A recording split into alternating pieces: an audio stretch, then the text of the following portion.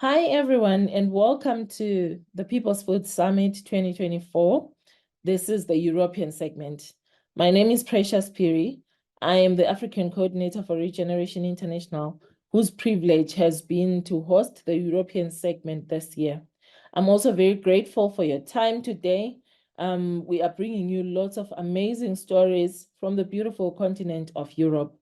In our segment today, we are going to really explore how the regenerative movement in Europe has been moving, going forward in collaborations. They are going to share stories of farmers, policymakers, how they've been coming together to explore how everyone can work together to really collaborate and synergize in a meaningful way that will have us form powerful pockets of regenerating landscapes and effectively communicating. We're also going to learn from institutions and academies and how they are centers of bringing everyone together who is interested in regeneration. We're going to learn a lot from the organic movement as well. We're going to learn and really hear and indulge in stories of design, regenerative design, what is needed and what are those conversations that we're supposed to be having, especially in the times that we're facing and given all the targets that we have on the European continent going forward. So I'm just going to welcome you and really ask you to just enjoy, settle in, and have a lovely day. Happy World Food Day. Thank you. Hi, my name is Ashleigh Brown and I am the Knowledge Exchange and Learning Coordinator for Ecosystem Restoration Communities, which is a grassroots movement of initiatives around the world that are restoring degraded ecosystems, both through ecosystem restoration, rewilding and regenerative agriculture. And this movement is very inspiring. There are now 80 initiatives around the world, and it was born 7 years ago when a man called John D. Liu came up with, he had a recurring dream. He's an ecologist and a filmmaker, and he spent a lot of his time documenting large-scale ecosystem restoration projects around the world, such as the Loess Plateau project in China, which has restored an area the size of Belgium. And he had been meeting lots and lots of people around the world that wanted to, A, restore their land, but didn't know how and didn't have the labour or the money to do so. And on the other side, there were a lot of people that he was meeting, young people living in cities, feeling really disconnected from our ecosystems and very concerned about climate change and really wanting to do something. And so he came up with this idea to bring the two groups together. And it was originally called Ecosystem Restoration Camps, with the idea being that people would come and camp on land that needed to be restored. And then when they were there, they would learn how to do it and that they would all do it together. And he kept having this dream to the point where he wrote down this idea in the Permaculture magazine, and it was published. Lots of people saw it, came together and created this organization. And I was one of those people. I don't have a background in ecology, I have a background in international development, but I felt so scared about climate collapse and really wanted to do something and didn't know what to do. I discovered ecosystem restoration through John Liu's documentary called Green Gold. And it totally changed my life, from being really scared and quite depressed to being really hopeful and active. I reached out to John on Facebook, didn't expect him to respond, and he invited me to the working group that became the Ecosystem Restoration Camps, now Communities movement. And this movement does a lot for food security. And I'm going to share some stories from the ERCs themselves later about how they do that. One of which is called Henbant, and it's in Wales, which is where I am now. And you might not be able to imagine the fact that this is a farm, but it is. And it's a really inspiring story, which I'll tell you a bit later on. So the Ecosystem Restoration Communities movement, it functions like a network, and we, like I said earlier, we have 80 initiatives around the world that are all grassroots, community-based initiatives, organisations that were started by someone who could tell that the land around them was dying and really wanted to do something about it. It's a real movement of everyday people who are just rolling up their sleeves and getting on with it, getting on with fixing the world. And that's what I find so inspiring about it, because clearly we can't wait for governments to take action, and we need everyone all around the world to be doing this at the same time right now. It needs to become the defining act of humanity. You know, it needs to be our top priority if we're going to continue to live on this planet in a stable way. So the way that the foundation works, we have a central foundation that is made up of 10 people, and those 10 people, including myself, all have expertise in different areas that we can offer to the ERC initiatives that may not have access to them otherwise. Through our connection with John and all of the other people that we know, we have an amazing advisory council of people that are really pioneers in this work, and people who have really been doing it for a long time and really know how to do it, and they can share their knowledge and wisdom with us. We have professional fundraisers, we have professional education specialists like me who help the ERCs to create trainings so that they can scale out their impact. We have people who can help with communications and promotion. So we get approached by large global newspapers like The Guardian and The Resurgence, The Ecologist, who want to share the stories of these initiatives, who otherwise wouldn't have access to these sorts of global media companies. We help the ERCs collect data so that we can gather a global data set to share with universities and policymakers on how the positive impacts that ecosystem restoration is having on our world. And we also connect the ERCs with each other so that we can foster this collaborative knowledge exchange between all of these initiatives on what has worked for them and what hasn't, what has been challenging, what solutions have they found to fix X, Y, and Z problems, and how can that information be shared so that an ERC struggling with desertification in Kenya can try a tree planting technique that has worked in a desertified area in Mexico, for instance. So it's a really, really vibrant community of people. And our strategy now is all about scaling out, as I said earlier. And what I mean by that is that there are all of these ERC initiatives restoring land around them that are acting like lighthouses in a way that they can lead the way and show the way for other landowners in their region, in their country, who want to do the same thing. And so we have lots of human scale initiatives that are feeding their communities and stabilizing climates, restarting water cycles, stopping flooding and drought, and drawing down a lot of carbon. And I am personally really excited about this scaling out idea. I think that we need places where people come back to the land, and that can only really happen with lots of smaller scale initiatives rather than large top-down ones. It's a lot more resilient if we have loads of actors collaborating and popping up all over the place, rather than a few large initiatives where if something happens and it fails, then you know it's not as resilient or as stable a strategy. And one of the ways that we're doing that is by supporting these ERCs to create trainings where they can train people specifically who live in their region or their country, by giving them context-specific information on how to find land, on how to finance that land, how to grow food in certain ways that are restorative for the ecosystem. So, for example, right now I'm at a place called Henbant, which has joined the ERC movement recently. And this is a small farm that is having a really big impact. It's using just a couple of acres of land to produce veg for 80 families in their area.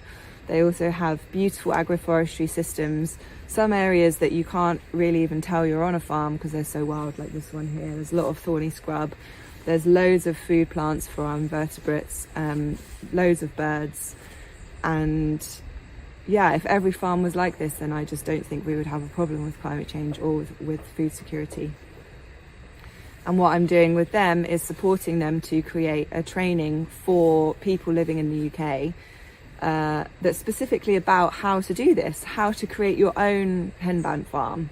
Because many young people want to learn, they want to know how they can get out from the city. They know that their lives are unsustainable and unhealthy, and they really want to do something to give themselves a healthier, happier lifestyle, as well as have an impact on climate change and future food and water security issues. So we're bringing together all of the experts in this field from the UK and beyond to teach them how to do that, with the idea that it multiplies the number of ERC henbands that there are around the UK and hopefully beyond.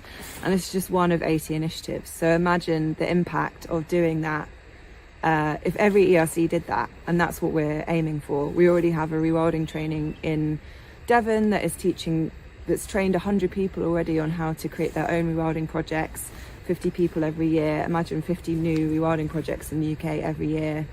We've also got a project in Spain called Altiplano, which is restoring highly desertified land in the south of Spain. They have a training now for Spanish people on how to replicate these ecosystem restoration projects. So that's what we mean by scaling out, and we're really excited about it, and it's really working. So now I want to be a bit more personal and tell you some more stories about the ERCs themselves. The first one that I want to share with you is called Habiba, and Habiba is based in Egypt. And the reason that this story is inspiring is, well, there's many reasons, but it was started by a man called Maged, who used to work in the tourism industry.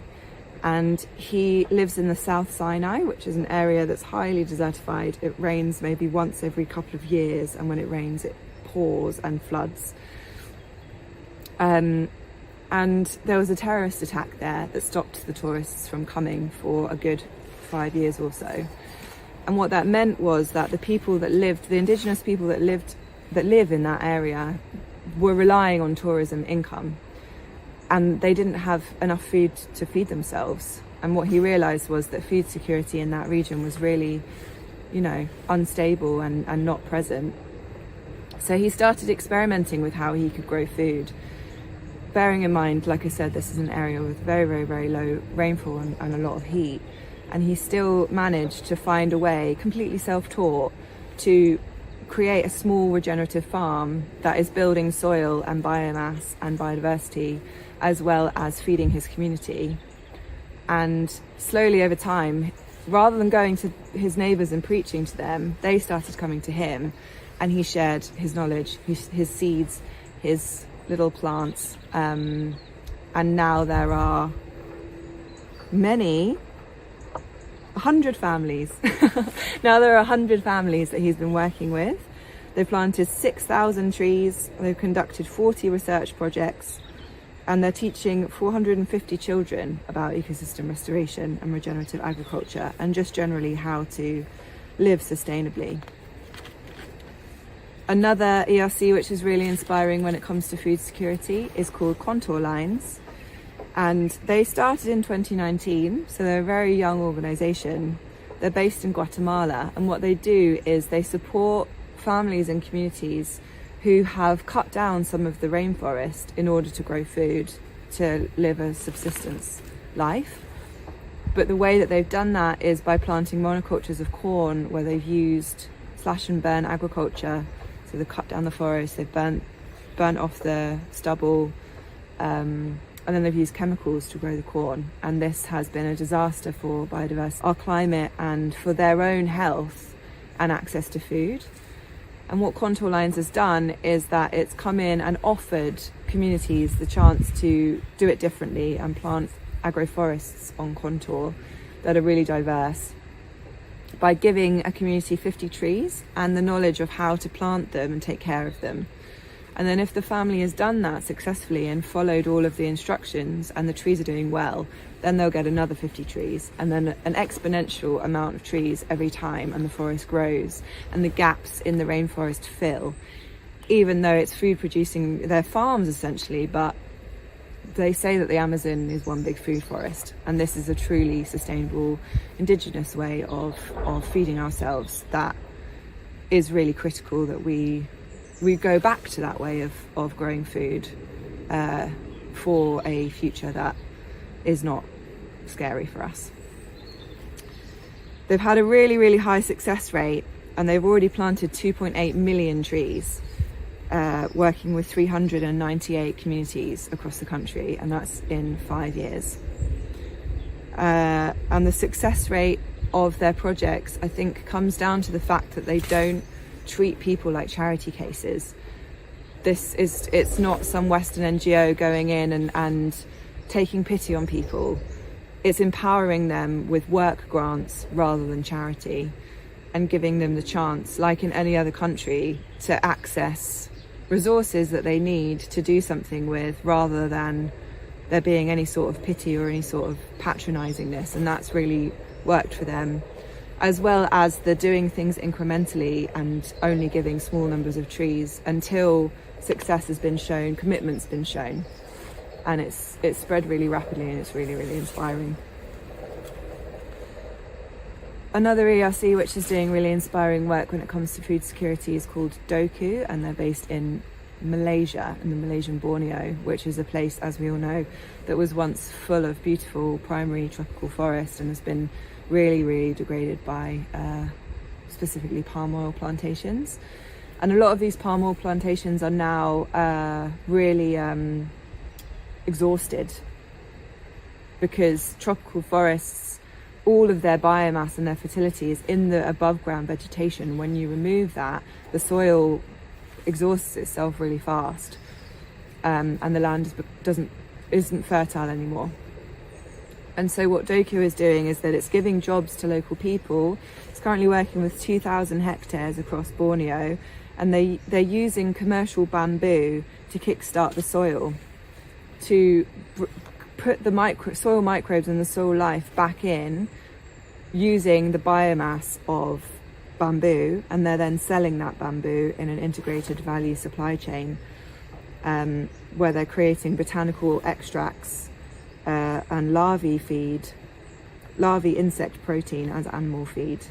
And it's a closed loop system for regenerating the industrial agriculture landscape that they've been left with.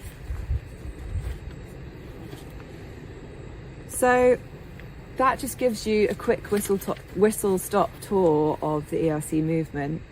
I hope that you found this informative and inspiring, and without this movement, I don't know what I would do, really. I think I would just never get out of bed ever again.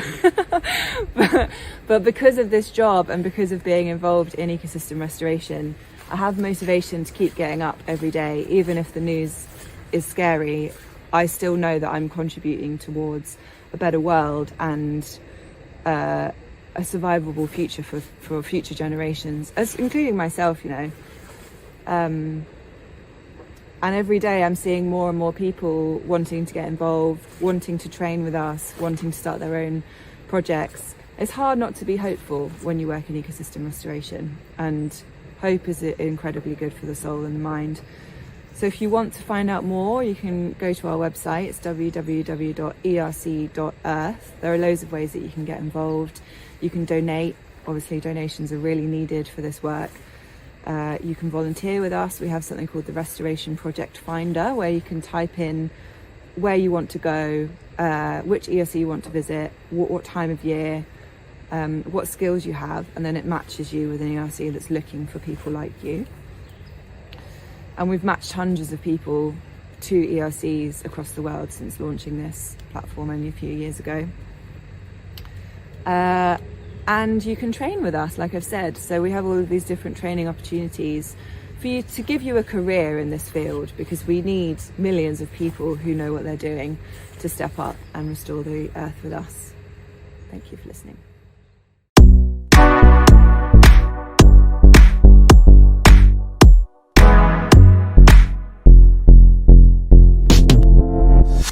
Thank you you for joining us on this beautiful segment with an incredible human being and contributor and thought leader in the movement of regeneration as a whole.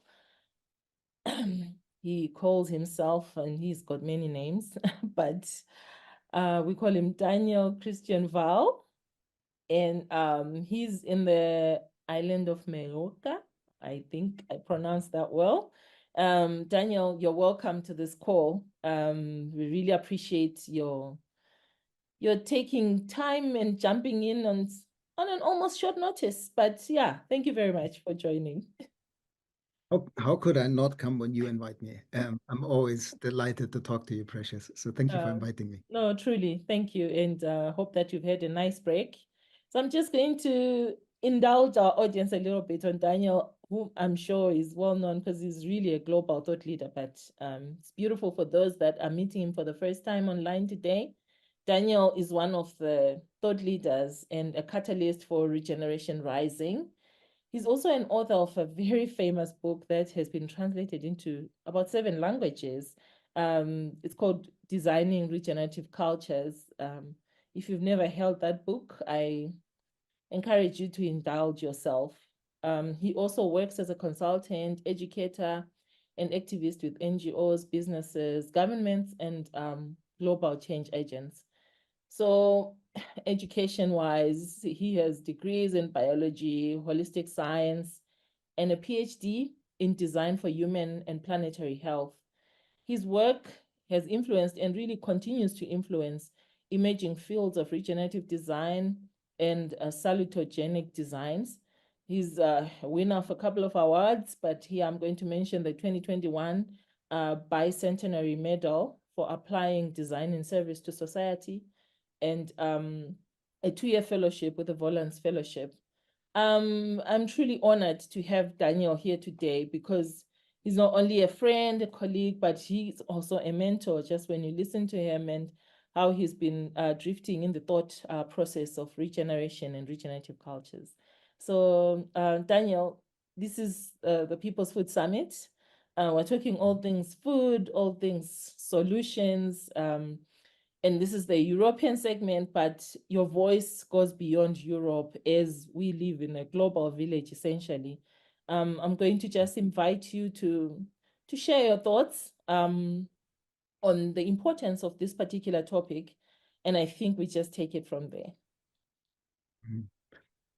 Thank you, Precious, again for this opportunity. And I mean, what's written behind you probably says it all. We need to cool the planet, and we need to feed the world. And increasingly, I find myself in situations where there is a choice to be had, whether to have a conversation about how to fix the current system, how to window dress a system that has been in place for so long that the side effects of it, we don't even understand because they've become culture.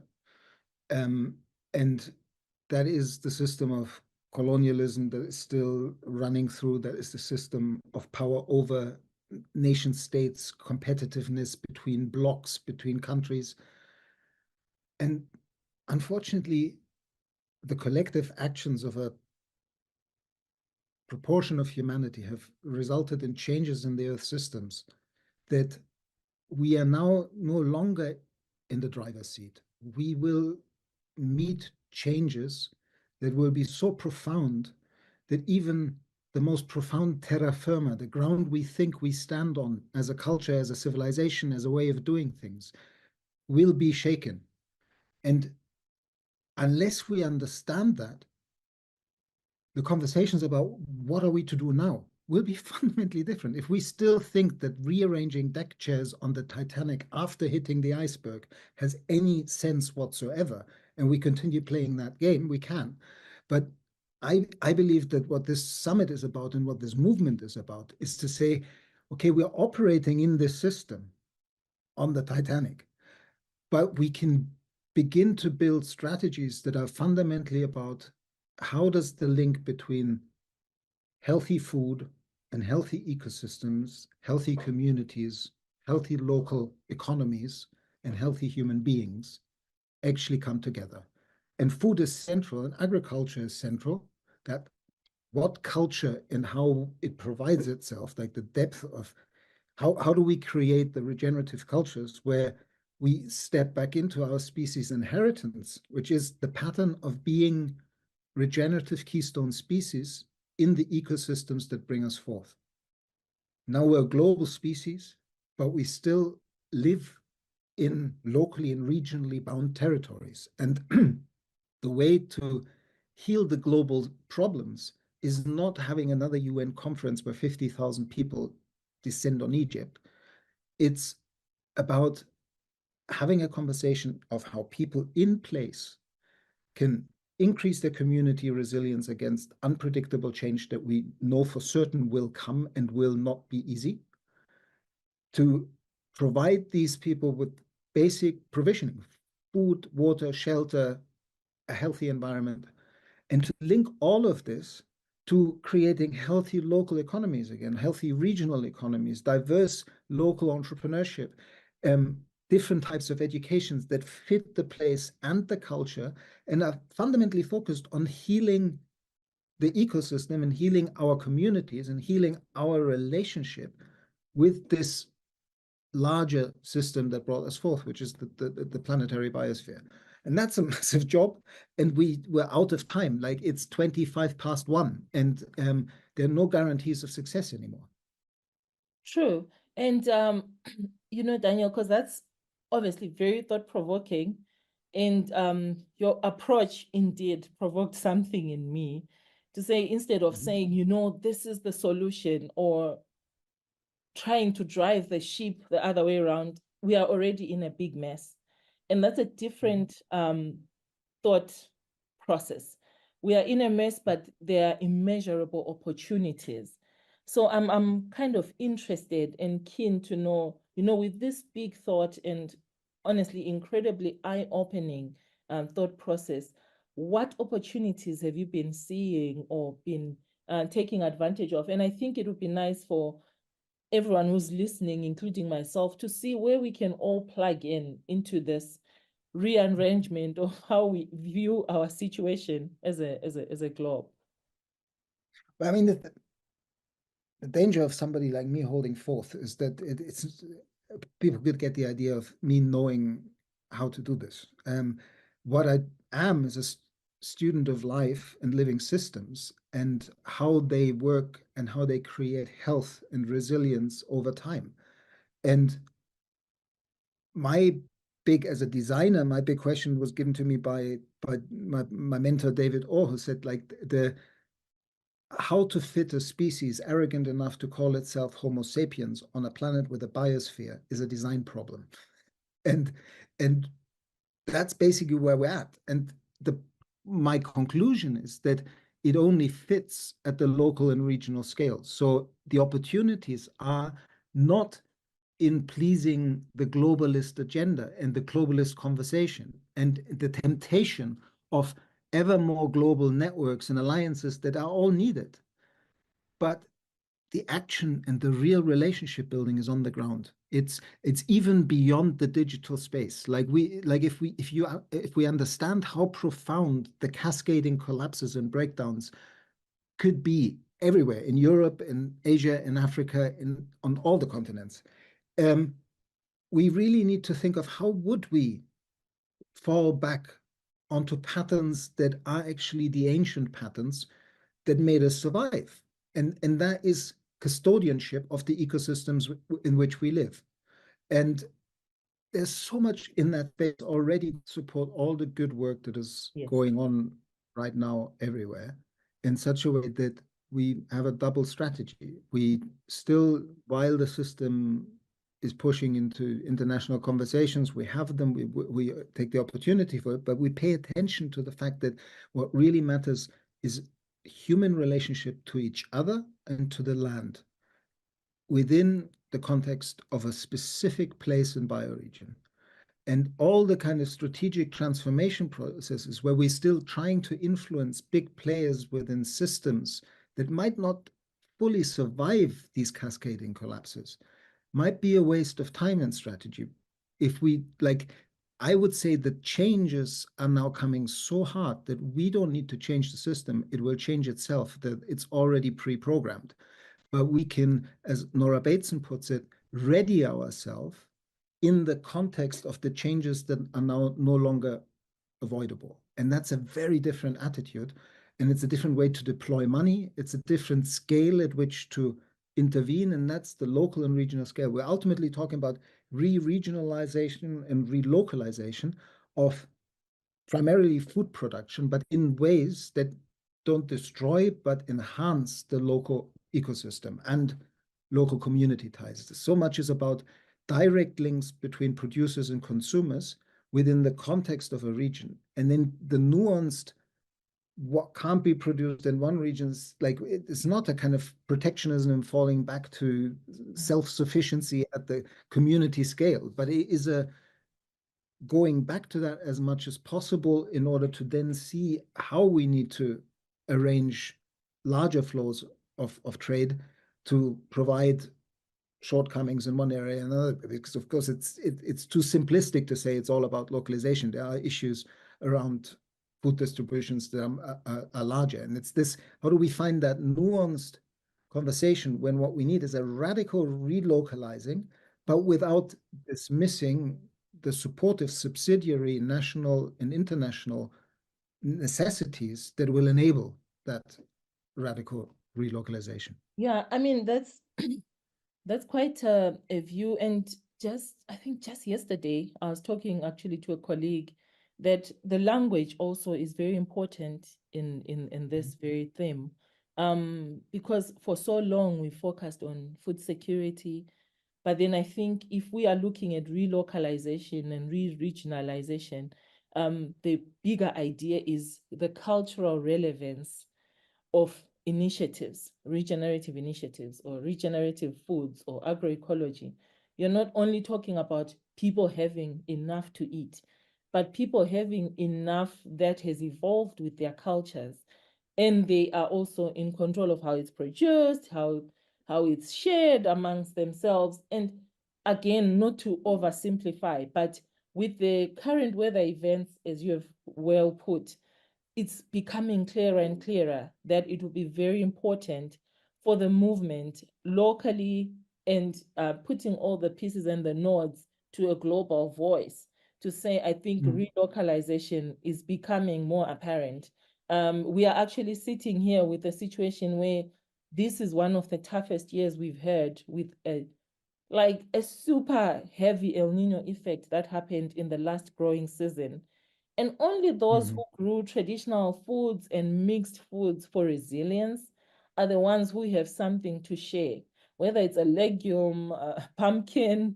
But those who were flying towards maize, we are all learning, instead of saying, we told you, again, it goes back to the language. We are all learning that actually the maize industry may be failing us as a people, but it's not really time to pinpoint. I think it's time to show and display, as we also listen to the thought process. Where is it going? How does it apply to where I am? So I just wanted to really acknowledge that and receive it with great meekness. Yeah. As you were just saying that, I was reminded of that famous quote of Buckminster Fuller: "Don't fight the existing system, create the alternative system that makes the existing system obsolete." I think we're now at a point where there's a slight change in that sentence, which is, don't fight the existing system. It will make itself, or it is making itself, obsolete right now anyway. So build the alternative structures. So we're like, it's clear that that system cannot continue. And so the more we support people locally to find that sweet spot where they can rebuild community resilience and cohesion. They can, like, Willem Verweer framed it quite well with the 4 returns, because like, you need that return of inspiration. What can this place be? And what is our role in being right custodians in this place? And then with the return of inspiration and the attention of ecological healing, come ecological and social returns as people start talking to each other and engage together in healing their local ecosystem. And then shortly after, once you have that local and regional focus, you begin to create the economic abundance, and you begin to create the diversity of seeing, we need a local processing plant, all those kind of things that then create the local food cycle, so it actually can go to local and building the connection between producers and consumers. Of course, it's different in every locality. That's the core of regeneration, is that it will be different in every locality because it has to come out of the place and its culture. And yeah, I think that vision that is also somewhat in the 1,000 landscape for 1 billion people model, to begin to think at the landscape scale and say, how do we heal this landscape by relocalizing food production, by thinking about agroforestry, like finding the right mix between where are trees appropriate, where's savanna appropriate, where's grazing appropriate, and how do they intermix, and all of that.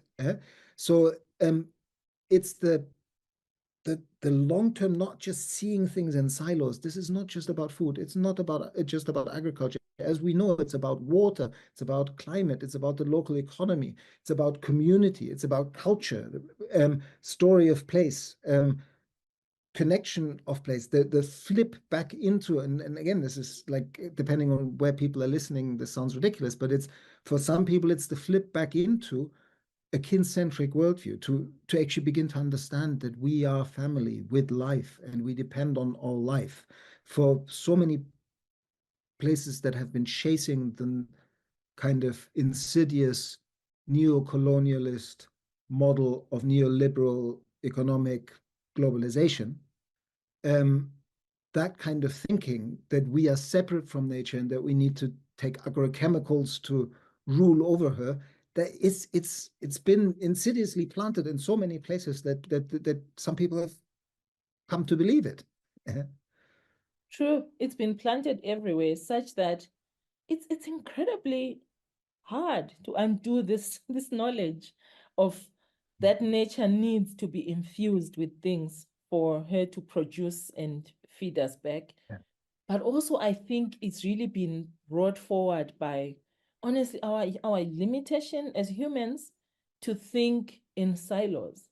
Because in this case, when you're putting in pesticides, synthetic fertilizers, or whatever that you're putting to the environment that eventually disadvantages you, in your heart of hearts, you have a goal. You are thinking towards a goal of a bumper harvest. But in essence, over and above money, what else is it costing you? What else is it costing the environment that you're managing? What else is it costing even your future? And how is it even messing up further the ship that's already in a shipwreck? But the education has gone on for so long, such that even in small family farmers that I get to work with, you do find that you have to start small. You have to start with a little demo site where we all can see and appreciate what is possible. But again, I think your conversation and your thought this afternoon, our time, has given me also a bit of comfort, because you said, to twist Buck Fuller's quote, we will not make it obsolete anymore. It will just vanish. So it's encouraging to farmers, to people like me who are working with small groups, small organizations, to just keep sure-footed, And I think slowly there are many systems in the world and support systems that are coming up. People who are willing to support these small initiatives that in the end become like small lighthouses in a big sea full of many lighthouses. I think we should depend on those rekindling strategies for us to continually move forward. So yeah, it's quite comforting and truly deep. Yeah, it's both the possible lighthouses for change and transformation and the resilience networks that we need should we be surprised by changes that will be part of the process by which suddenly things that we now have so central, like global trades and tariffs and all those arrangements, might just not be so important anymore in a 2.5 degree climate change world. And that's where we're going fast. And therefore, the whole building examples locally and inspiring people locally to keep believing in that process, that in their place, like if you cool the planet, feed the world, maybe it's also about heal your place and your bioregion. That's the missing piece, like to actually understand that the healing of local ecosystems, of local rivers, the rebuilding of local topsoils, all that needs to be a priority, because everything else will flow from that. That's where the abundance will come from. And investment needs to go into that long-term healing of the soils, and not feeding some kind of structure of external demands in a globalized market for a certain product. Like, it's not growing beans for Tesco anymore. It's providing bioregionally for the population in the bioregion. Yes. So Daniel, you know, I think in my little mind, there's been a thing of concern. Maybe this is the time to talk about it. You know how in the movement, there's many initiatives. I'll call them initiatives or practices or frameworks. Mm-hmm. For example, you know, you have holistic management, permaculture, agroecology, the whole line, agroforestry. Again, how we implement them depends on the place, what's relevant, how will each ecosystem respond, both the natural and the human ecosystem, right? But then I find we are in a bit of a rut in the movement, because somehow everyone's being tempted to stand underneath their small umbrella. You know, this is the one that will take us out of the problems. This is the one that will take us. And we find ourselves really just exchanging and not being very fruitful. Mm. Yeah. So what's your thoughts, and what can be No, the I hear you. messaging? I hear you. I mean, it's the external pressures and temptations for certification, with maybe the positive quality control element in mind, like making sure things are done properly. Yeah? But it is an abstraction process. The minute you go into certification, it's about ticking boxes and log frames, data, cold data, analyzing. It's not about the specific anymore. It's not about rain the last 2 weeks in this part of the village, but for some reason over there, it briefly rained. I mean, that's when you go into the local grain here, where I do a little bit of research in regenerative agro-food forestry. We can have torrential rains 2 kilometers from here, where people for an hour and a half get lots of water, and it's bone dry here, and the other way around. And that is never captured in any system that tries to arrange standardized ways of working. And so I think at the same time, we need certification schemes in order to make the conversation move on in the conventional system. And if you hold them lightly as a bunch of questions you ask yourself, and then you reflect on them, and you discard them, or you change them depending on what the local culture and place does, then it's a different story. But to make it easier on the admin system, it tends to be, again, that using science and data collection and digitalization and more data connection and more sensors, remote sensing and all of that, which might have its own usage. But we need to understand that all of these are abstraction processes, unless we use some of the current satellite technology that is beginning to really work with specifics of place. So for me, the paying attention to supporting people locally to do it in like specific to their place, to bring the movement together in a way of saying, if it serves the local population to provide food in a way that heals the local ecosystem, great. But let's not get, like, the temptation right now is to get into biodiversity credits, carbon credits, and all of that. People will go there. There's a huge market there. And unfortunately, to do this well, it would need to be a localized scheme that includes local water. It needs to up-to-date climate patterns. It needs to look at how carbon is stored long-term and in what way.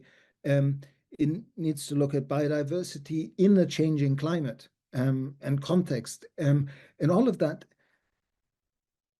I think that's part of rearranging deck chairs on the Titanic. It's a waste of time. We have more urgent things to do. We know what we need to do. Heal the soil, get plant cover on the ground, whether it's grasslands or trees, and use that process of healing the local ecosystem as a way of changing the local economy, building local social capital and relationships, and building the network, even if it's just that the community knows each other and its place again. If we achieve that in the next 10 years, that in every bioregion of the planet, people actually know, even if not all their food is met locally, but they know who their local producers are and what they are producing and why they are important, and they know their ecosystem again, we will stand better as humanity in the changes that the 2040s and 2050s are now likely to hit us with in a way that unfortunately won't be pretty. Mm. And we can set all the heavy targets towards 2050, towards 2060. But as long as we don't heal on where our feet are actually standing in the moment, it truly is a waste of time. And as we're talking about the carbon credits and all the other credits that everyone's frantically trying to redesign, because there's lots of loopholes in the whole topic there. When you were talking, in my head, truly, I said, okay, once your landscape, your soil, your ecosystem, your natural ecosystem is healed, it will pay you. No one has to come from somewhere with money to pay you, because it also really complicates the whole thing. I think we need to understand that, yeah. The deadlock can be something as simple as, like, I'm flying below the radar with a small research site of Mediterranean climate zone, island-based regenerative agro-food forestry, experimenting, completely discipline agnostic with things I learned from permaculture, regenerative agriculture, syntropic agriculture, and all of them somehow in a way that this place invites me and asks me to do, not putting it onto the place. But to do that kind of experimentation stuff, I best not talk to any official body and get registered as an experimental farm, because then I'm not allowed to do anything anymore. It's part of these regulations that we, in the best of intentions, try to create, also stop certain experimentation with new growing methods, much more dense growing, all of that. And I think it's important to keep flexibility in our farming systems, because everything is on the move now. The temperature changes from one altitude to another altitude in a place, as well as from one latitude to another latitude between places, is such that the pollinators and the pollinated don't match anymore, that the migrations don't fit anymore, which means the whole concept of preserving an ecosystem in its virgin original state, all these weird names that we give ecosystems, is an old concept. It's like a freeze frame. This is what this ecosystem looked like when we did the first census, but it's changing. Like the density and what kind of trees can grow in a place because of climate change is going to transform. So we need to be open to experimenting there as well. Yeah, open to experimenting, open to understanding that whole systems is about, I think, being part of a world where pieces keep moving. Nothing is stagnant, and things will change so fast. And I don't think that we are innately prepared to accept. I mean, we do it with our clothes, right? We change sizes all the time, but we don't seem to understand it when it comes to our natural our natural ecosystems. We don't go back to the tailor to check again, like, will this still fit? We just bring our old knowledge and keep wanting to grind in the same way. And of course, it becomes frustrating and it feels like nature is fighting against you. But things are keeping moving and things are keeping changing. I feel like we all have to embrace that truth, even when we're talking about seed and food systems, that you can't keep imposing plants anymore on people should plant this. I think nature will continue to communicate. Our role is to understand. Our role for those that have an opportunity to train and facilitate is to keep digging into eco-literacy. How are things looking now? How can we relate to this? What does it mean to the current way we are farming? How do you see it progressing going forward? That's really amazing. Daniel, I know that listening to you, reading your books, listening to your talks, and being a scientist, I'm sure you're the scientist who left the sheep of how normal scientists think. What inspired that journey of you in the design place? I remember you talking about your PhD, that it wasn't very attractive for many years. Like, what is that truth that you held on to be where you are now? I feel like it's an intrusive question thank you. to That's our face, an interesting but question. very interested in knowing. I mean, there's a lot of changes in the world of education at the moment. You might have heard the news that the relationship between Dartington Trust and Schumacher College has changed, and Schumacher College might be closed down. And I, as you mentioned at the beginning, I did my master's in holistic science at Schumacher College by now 23 years ago, in 2001. And there was confronted with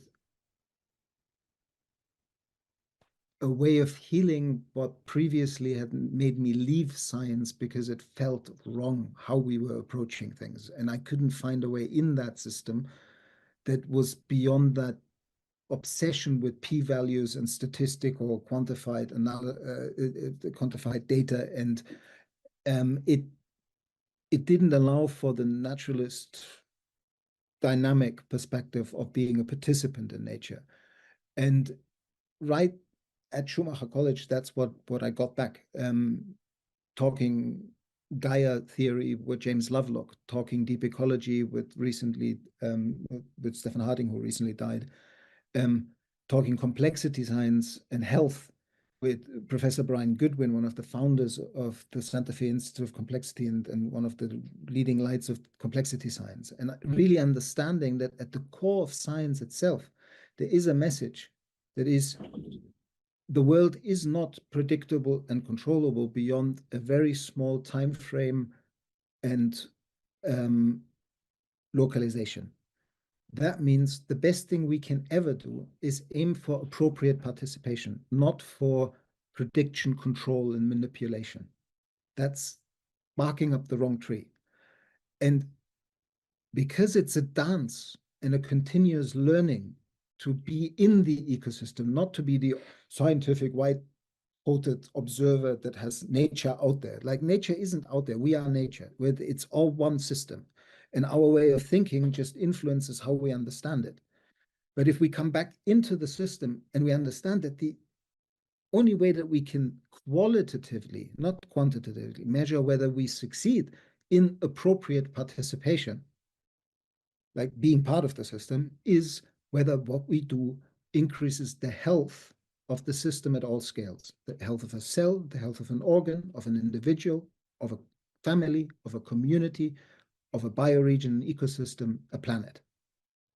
And if we can pay attention to organizing our affairs and doing things in such a way that we always aim to increase overall systems health, that's where life doesn't become a struggle for competition anymore, where it flips around and actually becomes a syntrophic, synergistic exercise where the more you give, the more you receive. And so for me, it clicked back then that the aim was, how do we heal the system? How do you create healthy wholes and appropriate participation in it? That was the long subtitle of my master's thesis. And then I got the opportunity to do a PhD, which I thought was going to be designed for sustainability, because I thought, okay, design is the way we can build that world. And in that process, I realized that no, it's designed for human and planetary health. How do we actually fit back in? It's a much more humble thing. It's not a how do we redesign the world? It's more a kind of how do we learn how to design our affairs in ways that we become once again vehicles of life's regenerative impulse flowing through us, because regeneration is not a concept. Regeneration is nothing new. Regeneration is the heart of what happens in every cell, in every ecosystem. It's life's process to create conditions conducive to life. And we need to align with that process again. And our species inheritance in every place around the planet where we still have indigenous roots and connection to the land is that we have shown that we're capable of being regenerative keystone species in that place. We have made places more biodiverse, more abundant, more productive over millennia when we lived in the right relationship with the land. But we've lost that right relationship. And that's what I think this summit is all about. What an opportunity this has been to also have you summarize your beautiful life's journey in these very few minutes. I asked that question with a great knowledge that the essence of your work and the essence of regeneration, that's where it stems from. I mean, as the world is precious, and on behalf of Regeneration International, thank you for the amazing work that you continue to do and for all the lessons that you continue to so quietly share. You are one of the quietest human beings who's also a very powerful force. I mean, I don't know how you do that together, but truly, the world is not predictable. The world cannot be controlled, but we can only coexist and co-learn. Yeah, do you have remarks to the world, remarks as we close down? Just the only remark might be to foreground again that it's a kind of strange world where we invite experts to have conversations about things and ask them questions, and then they have to answer them. And increasingly for me, there's I just want to say I'm talking from my privilege of education, of background, of nationality, of skin color, of knowledge, of even inheritance, so I can be on the land that I'm now the custodian of. There's so much that there are people listening who have a very, very different life than me, and their opinion and their ability to connect to their place, connect to each other, and connect to the healing of their land, and thereby the healing of their and their children's future is their way of doing it. And I'm not the expert to tell them what to do. Contrary, I'm a overeducated academic who's got the privilege of now learning something really basic that for them has been the way they survived for most of their life. So part of you inviting me here made me feel a little bit like, who am I to even talk here? But thank you for inviting me. Yeah. Thank you. And part of me inviting you here as an African girl, rural girl, was the confidence that I know that you speak the language of the earth, you speak the language of the ecosystems, and that language is universal. Based on what you've learned from your place and what I've learned to be true in my place, hoping that whoever is hearing us also can resonate with those truths and they can translate to whatever they can use, or they can just hold their heart with understanding or no understanding.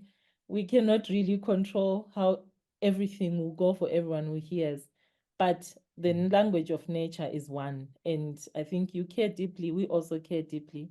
And this is a language of love. Thank you, Daniel. Truly, truly. Thank you so much. So till next time, and okay. Appreciate your contribution.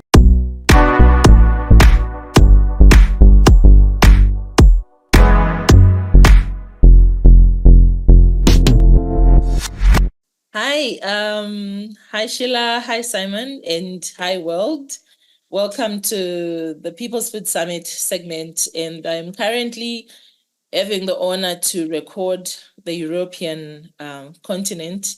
I'm here with two wonderful colleagues that agreed to jump on a call with us, Sheila Darmos, who is based in Greece, and Sheila is a farmer as well as a member of the European Regenerative Agriculture Alliance. Sheila, you're welcome, and I hope that you're having a good day. And we also have Simon Kraemer, who is currently in Sicily, but is also coming in here from the policy space of the European Regenerative Ag Alliance. Simon literally agreed to jump on this call last minute, so we're truly also blessed to have you. And so, well, this is the People's Food Summit. We're thankful that because of the online space, we live in a world without borders. We're no longer limited, and we can chat an African and two Europeans about a thing that we are both interested in, which is regenerative agriculture, a secure future, and social cohesion in whatever space that we come from. So guys, feel free. Sheila, can you please engage us? Tell us about yourself and your role in the farming communities there in Greece. And yeah. Yes, thanks a lot also for the invitation, Precious. Yeah, as you already said, I'm a farmer in South Greece, and I'm very honored to continue the farm of my father, which was one of the first organic farms in Greece back in the 80s. And now it's in agroforestry since 2015. And also I'm running a very small food business. So we work with a lot of organic farmers from the region and with a lot of small food enterprises all over Europe. Also, I'm running Regenerative Farming in Greece, and our aim is there to really support farmers in the transition and make regenerative farming more known. So we connect farmers in peer-to-peer learning networks. We provide a lot of educational content in Greek language, because language in Greece is a barrier for farmers to learn. And we are also hopefully soon going to have more capacities to work in the policy space. Yeah, and I'm also very, very lucky co-founding farmer of EARA, of the European Alliance for Regenerative Agriculture. But I think we're going to get to those details a bit later. Maybe Simon can have some space to introduce himself. Yes, please, Simon, go ahead. Thank you, Sheila. Yes, thank you, Precious, for inviting us, and hello to all the wonderful people on the People's Summit on food. I'm Simon. I grew up in Germany in the medium-sized food industry, let's say, and have been studying economics and political agroeconomy and ecology, and have been working also for Nature Conservancy NGOs, as well as in the private sector, kind of consulting for small and regenerative and short food value cycles.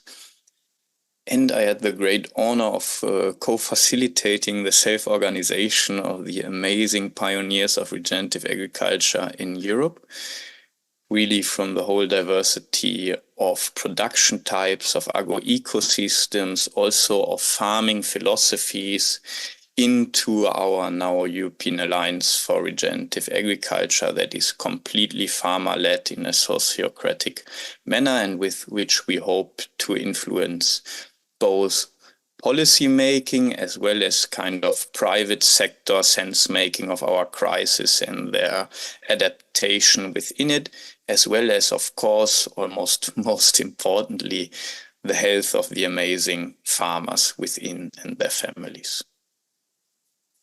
Thank you. Thank you both.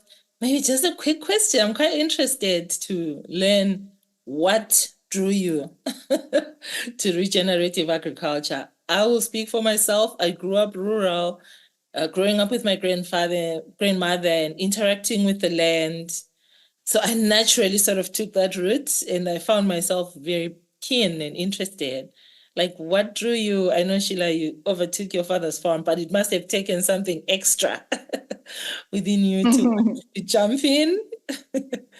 Yes, that's true. I think also for me it was quite natural. I was like born and raised with this attention towards nature and to care for it. And I think then my background in sociology also made me always think about how can we create a context for people to bring out the best in them, like to bring out the best in, behavior in people.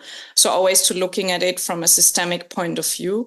Also having grown up in Germany 20 years and returning back to Greece, I was like, wow, things here are very different. And so I was always analyzing like what is happening? Why are the dynamics here so different? Why is environmental awareness here so much less? And yeah, I think all this led me on my path to this where I am now. Awesome. That's fantastic. And Simon, from a very different level, but you also found yourself in the regenerative ag space. Yeah, so I grew up really on the dinner table discussing always the power of the big retailers and how farmers, but also small and medium-sized processing and food industry can survive. So I really came from this socioeconomic perspective. And then I must say, firstly, got into contact with Walter Jean, the amazing Australian microbiologist and regenerating practitioner, and the whole livestock debate and what is driven then again of the same power structures that I grew up on fighting on the dinner table. And then again in the big NGOs, especially in Germany, RegenAg was looked upon not as a revolutionary farmer movement from below that had the capacity of uniting in diversity all the different progressive farmers, but just as a greenwashing vehicle of big business. And then we really came to understand that we need to bring in this space, especially in Europe, a voice that is led and manifested by the leading practitioners, the farmers. That's wonderful. I mean, I can't believe that we both know Walter Jean. I know him very well, and I think we've shared quite amazing platforms, and he's amazing. Like, he's amazing to listen to. What a small world. Yeah, so I think at first I heard both of you talking about the transitioning of farmers from the everyday, normal, industrious agricultural practices towards regenerative agriculture. What's the state of things now? You can speak for the region or speak for your country. It doesn't really matter, but what's the state of things? How is that support coming in, and what structures are being put into place? And I suppose we're slowly rolling towards the formation of the alliance, but just a bit of a comment. Yeah, maybe I start again. Yeah, so Greece is very much behind, I would say, in supporting farmers in any kind of ecological practices, unfortunately. Even though farmers in Greece manage 45.5% of the Greek land surface without having any kind of support whatsoever in learning more about soil, about how it relates to plants, about biodiversity, like no chance. I experienced it myself before I started this work. I went to an agronomist and the only advice I got was, oh, use these 8 chemicals. I'm like, wait, I'm organic. I said, oh, don't worry, nobody will find out. I'm like, wait, I don't want to. Can anybody tell me what to do that is like in harmony with nature? And yeah, so that's the state quite still in Greece. I mean, I think we did a bit of work to support farmers in the transition, but it's a big task. I mean, in Greece, 10% of the population are involved in the farming activities, actually, which is quite a lot, I think, in a European comparison. But I know from countries like France that there is actually a lot of support. Farmers can even visit trainings about regenerative agriculture for free. They get funding support for specific practices. And yeah, so there's a big difference within all the countries, and also fortunately through EARA, through the European Alliance. we can now see much easier and much quicker all these differences, and if the countries have caught up already with what the European Union, for example, is proposing. So it's really quite interesting to see all these differences. Yeah, I mean, that's amazing. And I imagine, obviously, the throughout the region, different countries, the uptake is quite different. And I feel like knowing what your neighbor does and the beauty of social media these days, those stories become inspiring and everyone's sort of catching on, which is how I imagine the alliance then became. Any thoughts from you, Simon, on the transitioning for farmers? Yeah, I would just add again, I think so far throughout Europe, this transitioning of farmers is driven by pioneering farmers like Sheila in Greece, but also, let's say, heroes like Sarah Singlar, Frédéric Thomas in France, in Germany, Alexander Klümper in the UK, like Ben Taylor Davis, and of course all the livestock evolution of the savory hubs. So I think we have a lot of catching up to do in the public policy sector, because also here in Europe we are very path dependent, and we have a lot of rules and a lot of bureaucracy and a lot of vested interests. So one example is only Germany, where we are, for example, although we have all possibilities, we are very much behind, even if you look at very simple indicators like the application or the use of direct seeding and cover crops in intensive arable farming, or of holistic management and diverse pastures in grassland management. And that is vested on, for example, we have a big machinery producing, tractor machinery producing interest space in Germany, who of course have little interest in the tractors being used less, so that the farmers have to buy less powerful tractors and they don't break down so soon, so they have to buy less tractors over time, just as a little example. That's amazing. Okay, so I'm quite intrigued as well, because you did mention holistic management and transitioning in that space. Here, I'm working with communal family farmers to practice holistic management. And we're using the bigger framework of regenerative agriculture, but I'm actually an educator in holistic management. So this is all home for me as well. It's amazing, all these connections that we keep finding. And I believe that the story is the same across the board. Literally, you find that big agriculture has made a mindset to farmers. I wouldn't say it's the farmers who are like that. It's a mindset that another way of farming is a joke. Like what Sheila said, that someone says, no one will find out. It's not about them finding out. It's about what I'm willing to create on my farm. And so I think that mindset, I guess all of us who are in regenerative agriculture are digging through these layers of this embedment of mindset that has gone for a long time amongst farmers, such that a sort of fear has been instilled on farmers to transition, or fear of what if I lose? You know, that's where we wish we had more support to cushion them as they learn and revamp their soils back to life. But this is quite a beautiful dialogue. And I suppose at this point, we can then jump in and say, what inspired the formation of the Alliance? And just go shopping with the whole thing about what do you guys see as the bigger dream? What sort of structures are in there? You can start, Simon, or Sheila, whoever is free to start.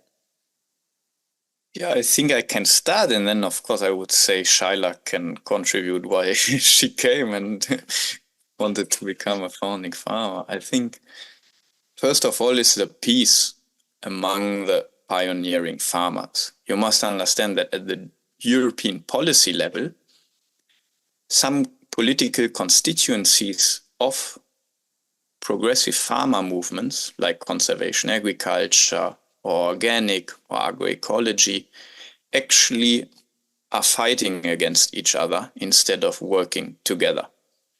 while the farmers on the ground all work together for their soil, for their community, for their family. That's one point. Then the other point is really, as you said, it's a mindset. And I think, and we all believe that this mindset of farmers is very interdependent with the general mindset we have in society. So in Germany, or in Europe, sorry, is of course very much high yield intensity driven. So why do farmers say any other way is a joke? Because they might not get in a year with perfect circumstances the same super high yield. And we achieve that yield in that mind through segregation, to putting one plant without any connection to anything else in a vacuum to power it up on steroids as much as possible. And that's, of course, the same we're doing with our economies in general. I mean, we aim for GDP, which is just high yield without any value, and we power it up at all costs. And there we come in also, I think, from this regenerative mindset among regenerative farmers, we can grow a larger vision for the political economic development of our societies, as well as a reconnection with nature. And that's really where we're trying to advance a political discourse, but also the scientific discourse and epistemologies through putting our focus and our learning from these milieus that regenerative farmers create in their farms, in their agro-ecosystems, and so forth. That's pretty incredible. And I drew from your speaking that you were inspired by a need to create connections. And I like the word peace, because I think I've faced a lot of my own mental questioning. Do I fit in with the permaculture group? Do I fit in with the agroecology group? Yet we are all really focused on the same thing, because I think half the time the language is disturbing. Oh, regenerative agriculture will not be working in what we think agroecology, or we think permaculture, or we think holistic management. Yet the power of all of us coming together is really often overlooked. So that's really quite inspiring. And I also harvested that you're bringing those connections between policy, practice, frameworks, community, and all being connected together by nature. So what an inspiring vision as well as really motivation. Sheila, do you have, from you, as a farmer, as a pioneering farmer, why did you want to be part of this movement? Yeah, so I was really quite intrigued by the idea to come together with other pioneer farmers from all over Europe. But also, especially, I found it very, very relevant and also needed to have policy support. This is something that we're really lacking in Greece. And also, I think the access for farmers and even NGOs, like especially grassroots NGOs, to the policy space, I think is really, really difficult. You really need to get used to the mindset, and even daring to speak to these politicians and going to the ministry and all this. It's not really something that farmers will be like, yeah, let's go and let's voice our concerns. It seemed really like a gift from universe to have suddenly this invitation to co-found EARA and to have such an amazing team there that has experience in the space, but also that has totally the right mindset, and that are people that you would be friends with, and we became friends, of course. For me, that was the biggest drive to go there, but also then to have support in policy work in our country. So to kind of create a channel between European farmers back to their countries, and a two-way channel, so to say. That was my biggest drive to do this. And can you guys speak a little bit to the main goal or the bigger goals that you can pick out? I mean, no worries if you mention everything or not, but like, what's those goals that really speak to you immediately, and how are you guys structured as well? Yeah, so maybe I start. Yeah, so some of our goals are really to learn from each other, to learn about the different practices in different contexts. Some of the farming contexts in Greece are really very similar to Italy, or to even the south of France, to Portugal, to Spain. So it's really interesting to learn from each other. It's really even interesting on the policy level to learn how is the government supporting farmers in all of those regions, and what are some good ideas that we can draw from that. But also, I think something very important is actually the community that gets created. It can be very lonely to be a regenerative farmer, especially in Greece. So yeah, I find it very, very nourishing to have this community of like-minded farmers, of pioneers all over Europe who really work and advocate for regenerative farming in their country. And yeah, it's a really important community as well. And yeah, maybe Simon, you can speak about the other goals that you're more related to. Yeah, I was wondering if Simon can give us more the political goals and how you are hoping to tap into the policy. I'm quite intrigued, because there are so many people with different heads in the organization that you guys have created. And that helps farmers. You know, farmers, being a farmer myself and a rural person, you're mostly timid for these high offices. But then having a person who's used to the structures in there is quite empowering. So Simon, yes, you can speak to your political goals and policy and how all that is structured. Gladly. Maybe allow me also to pick on, you said it's for us all between the relationships. And yes, I think it's exactly from this developing competitive into cooperative relationships. And maybe one last word on our internal functioning, which we develop mainly thanks to one of our great colleagues, Ana Digon, who has built a Spanish association for regenerative agriculture already for quite some years, and has a lot of experience in enabling the EARA founding farmers to function in a sociocratic, direct, democratically way, which nevertheless is super paradigmatic. And I think that's super important for all of us as society, of our reorganization from below. And then, of course, we would love to bring that to the policy space, but I think that's a much longer vision. Right now, we are in the beginning, we have been focused mainly on the common agricultural policy. And to give you an idea of what we are aiming at is, of course, to break down this mindset of believing that, especially in Europe, if we reduce inputs, we necessarily reduce outputs. And we need to do that to come to grips with the trade-off between productivity and nature, which is, of course, a completely eco-efficient Jevons paradox problematic mindset. So we set out to prove by not looking at, let's say, older science, ceteris paribus science, but really at the already achieved productivity and agroecosystem performance of the pioneering farmers from all diversity, that they can achieve what policymakers and politicians and even scientists in Europe still believe not even possible. That's one of our core aims.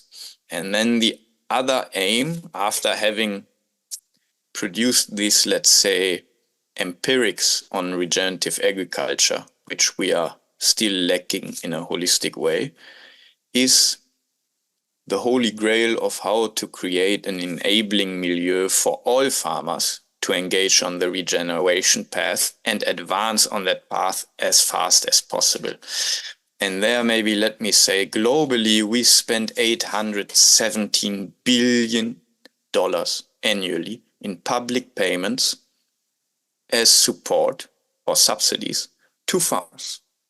All of the 817 billion are basically a way to pay for nature exploitative and degrading farming, feeding basically only a 30 billion global healthcare system.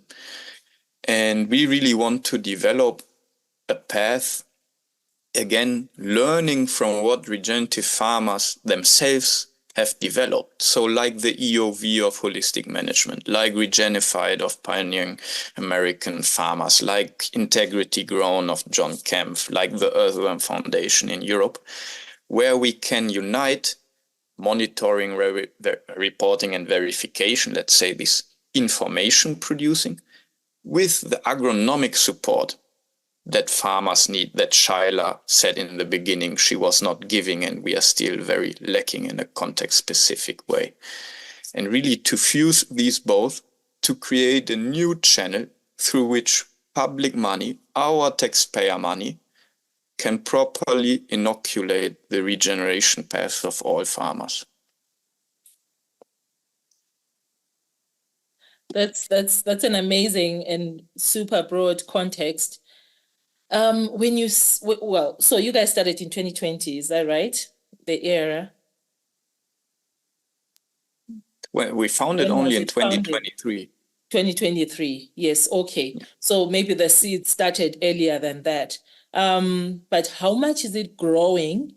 And what sort of funding opportunities are there for the Alliance, such that maybe you can be a big pool for helping support farmers who are transitioning or support farmers who are trying to deepen their knowledge and bring in all that you've been mentioning, the EOVs and all that for everyone to be verifiable, so to speak. I suppose you're also generating your own ways and your own standards as you are moving. What sort of support are you finding? And, you know? Yeah, maybe I can say, to stay within holistic management and our lifestyle revolution and all growth, really, I hope we are on an S-curve. So, you know, and we are still before this exponential explosion of our growth. And so far, we have been really careful in stewarding for quality over quantity, so that we are really assured that when this exploitative, I'm already saying, this exponential growth is happening, we have cooperative and not exploitative relationships among our core parts.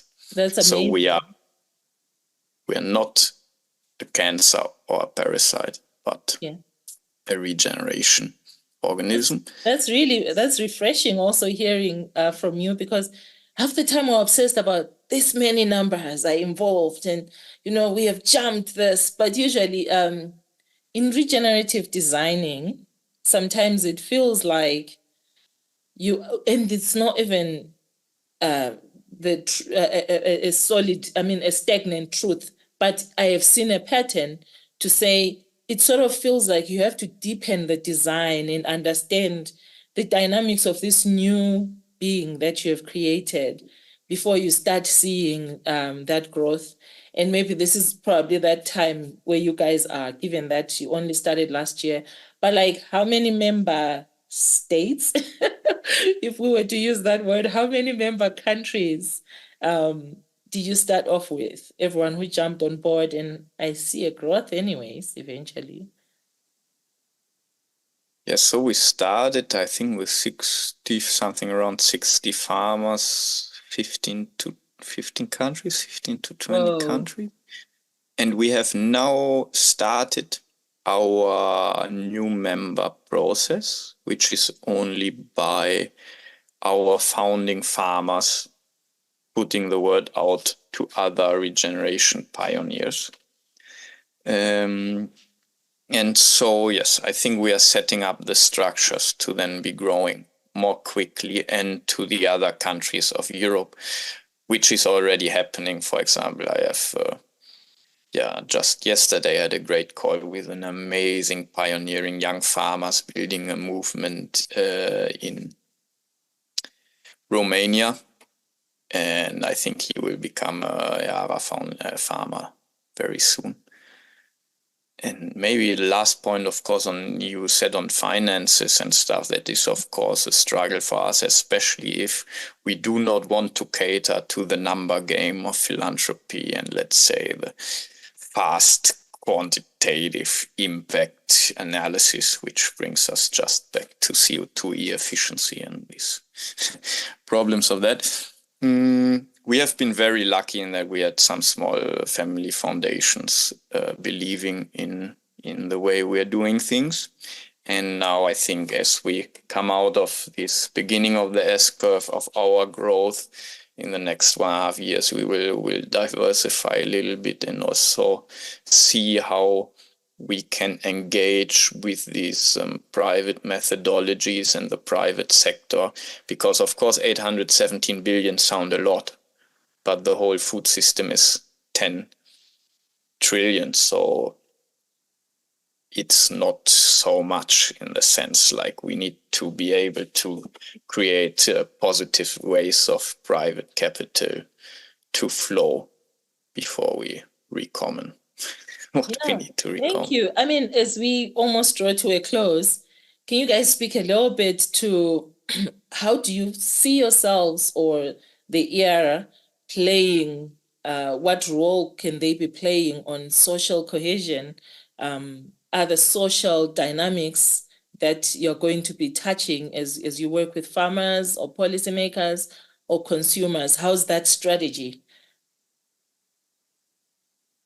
Maybe we start with Sheila from her work for social cohesion in a Greek context. And you know, I'm asking this question because, you know, the regenerative movement, it's not only like a practice, but it's also a social movement, science, policy, bringing in consumers, all that, economics, you know. So I'm just interested in seeing what sort of dimensions you guys are sensing. Yes, thank you. Yeah, I think EARA will play quite a lot this role of also bringing together the different movements in the different countries because of this regenerative mindset that we have and really going away from the competitive mindset.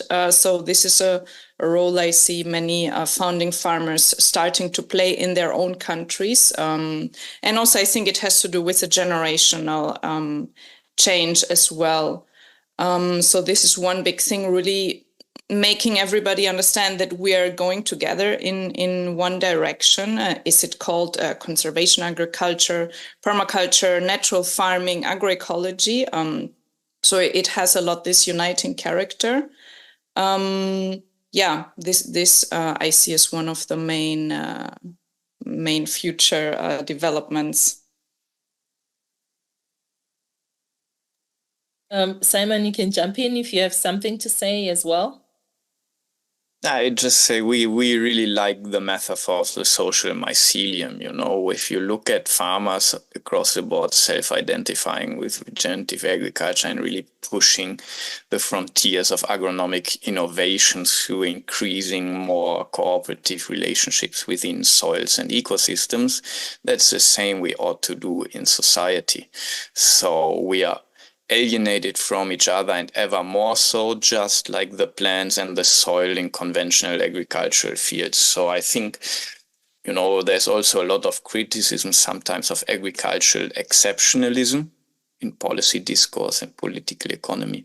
I think that's very ill-informed because it's agricultural that our cultural revolution must happen from below, and the farmers are the first stewards of our society's metabolism with nature, and from there grows our relationships with each other. That's such I could not have said it better. Oh, that's so beautifully said, Simon and Sheila. Honestly, you guys, this has been also very enlightening to me, and I feel like it'll be so enlightening to everyone who listens to you. And, you know, as a wrap-up question, support question, how can other networks that have been around, like Regeneration International, we're global, and how can we support also just bringing in the mycelium that you just spoke about? How can we be part of you to promote, to support, to bring your voice out there? And yeah. I mean, I can only say you were there to support us from the very beginning. You know, I was at the last World Climate Conference in Dubai and met the Friends of Regeneration International, and boom, boom, in terms of 20 minutes, they got me on a few stages where I could share the voice of our farmers and the general, revolution we all stand up for. And I think in general, we are immersing with each other. We hope also to put the question back to you. How can we support you and the global movement? Yeah, I mean, I feel like telling each other's story wherever an opportunity arises, or our social media presence as well. It really helps. If there's stories or you guys have gatherings, we are that ally and that partner that can easily push things forward. And I'm sure you guys could do the same for us, because your story is so beautiful, and it looks like a beginning of something that will just continue to snowball, led by farmers, people with heart and passion and feet on the ground in their countries. It's quite inspiring. Sheila, do you have any last words? Yes, I would maybe also like to add that also going more with this thinking of uniting and not being competitive. I do believe there is a legitimacy for having different movements, for having the natural farming movement. I mean, they all have their social background and how they were born. So I think the idea is not to erase all of them and just have one out there, but really to keep the diversity. And I think in that sense, really every movement needs to also have maybe appointed people who will create the connections with other movements and other organizations to actually see how can we actually on a very practical level help each other. This needs conversation. This needs people really having this collaborative environment in mind. And yeah, it takes time, it takes effort. We need to communicate.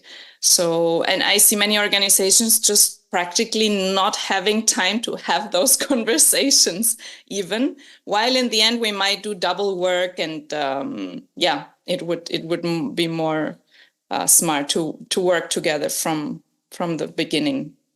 Yeah, that's maybe my call out there. Yes, thank you guys. I truly appreciate your time, and I hope you also enjoyed as much as I did. Seems very extractive, but I really gained a lot of insight from what drives you. And I guess that also brings in personal growth to me and the legal work that we are also trying to generate across the world. So it's truly inspiring, and I hope that we can continue to interact and collaborate as we move forward. Thank you. Yes, thanks so much. And also we want to say we really appreciate the work that you guys are doing in Greece and all over the world. We really look up to you. So thanks a lot. Thank you.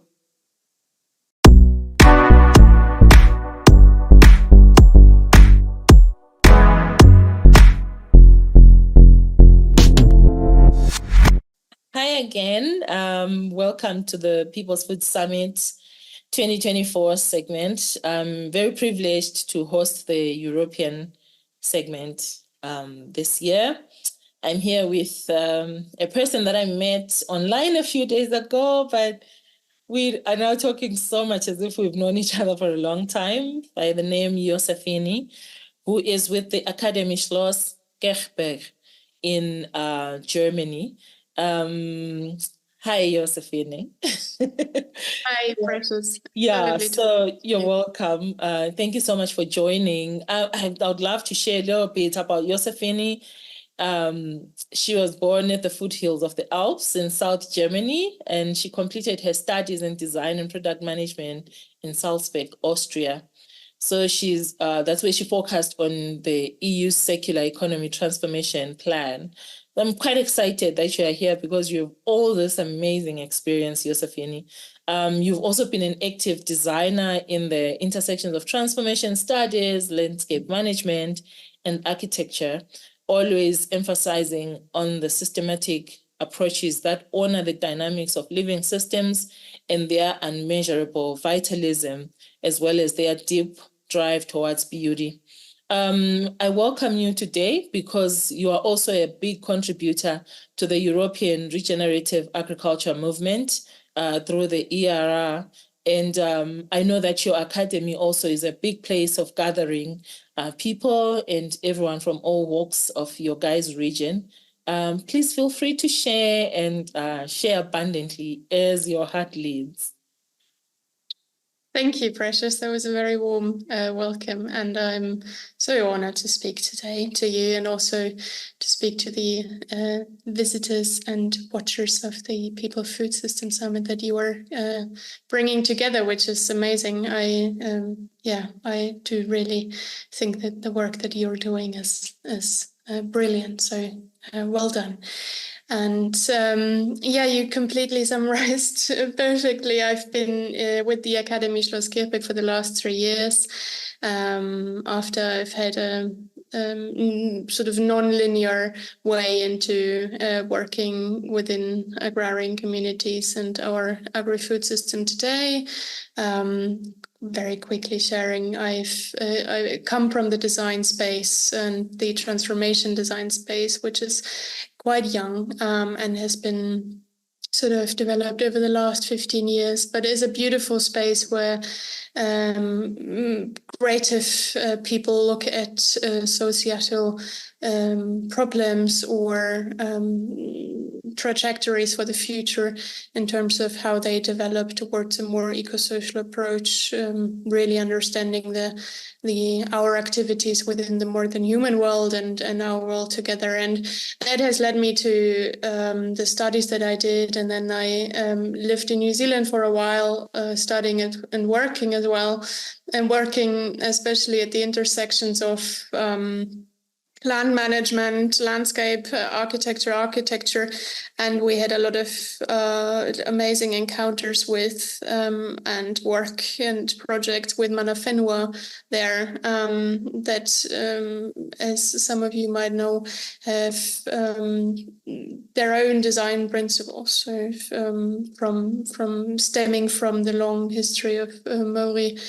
tikanga and culture, and that has been a very big shift for me in terms of understanding how, first of all, yes, we relate to natural environments around us, how we are totally embedded within it, how we are part of them, and how every design move that we do since the beginning of sort of crafting tools has been really, important steps on the way to how we form culture, how we form our communities, how we form our hierarchies and structures.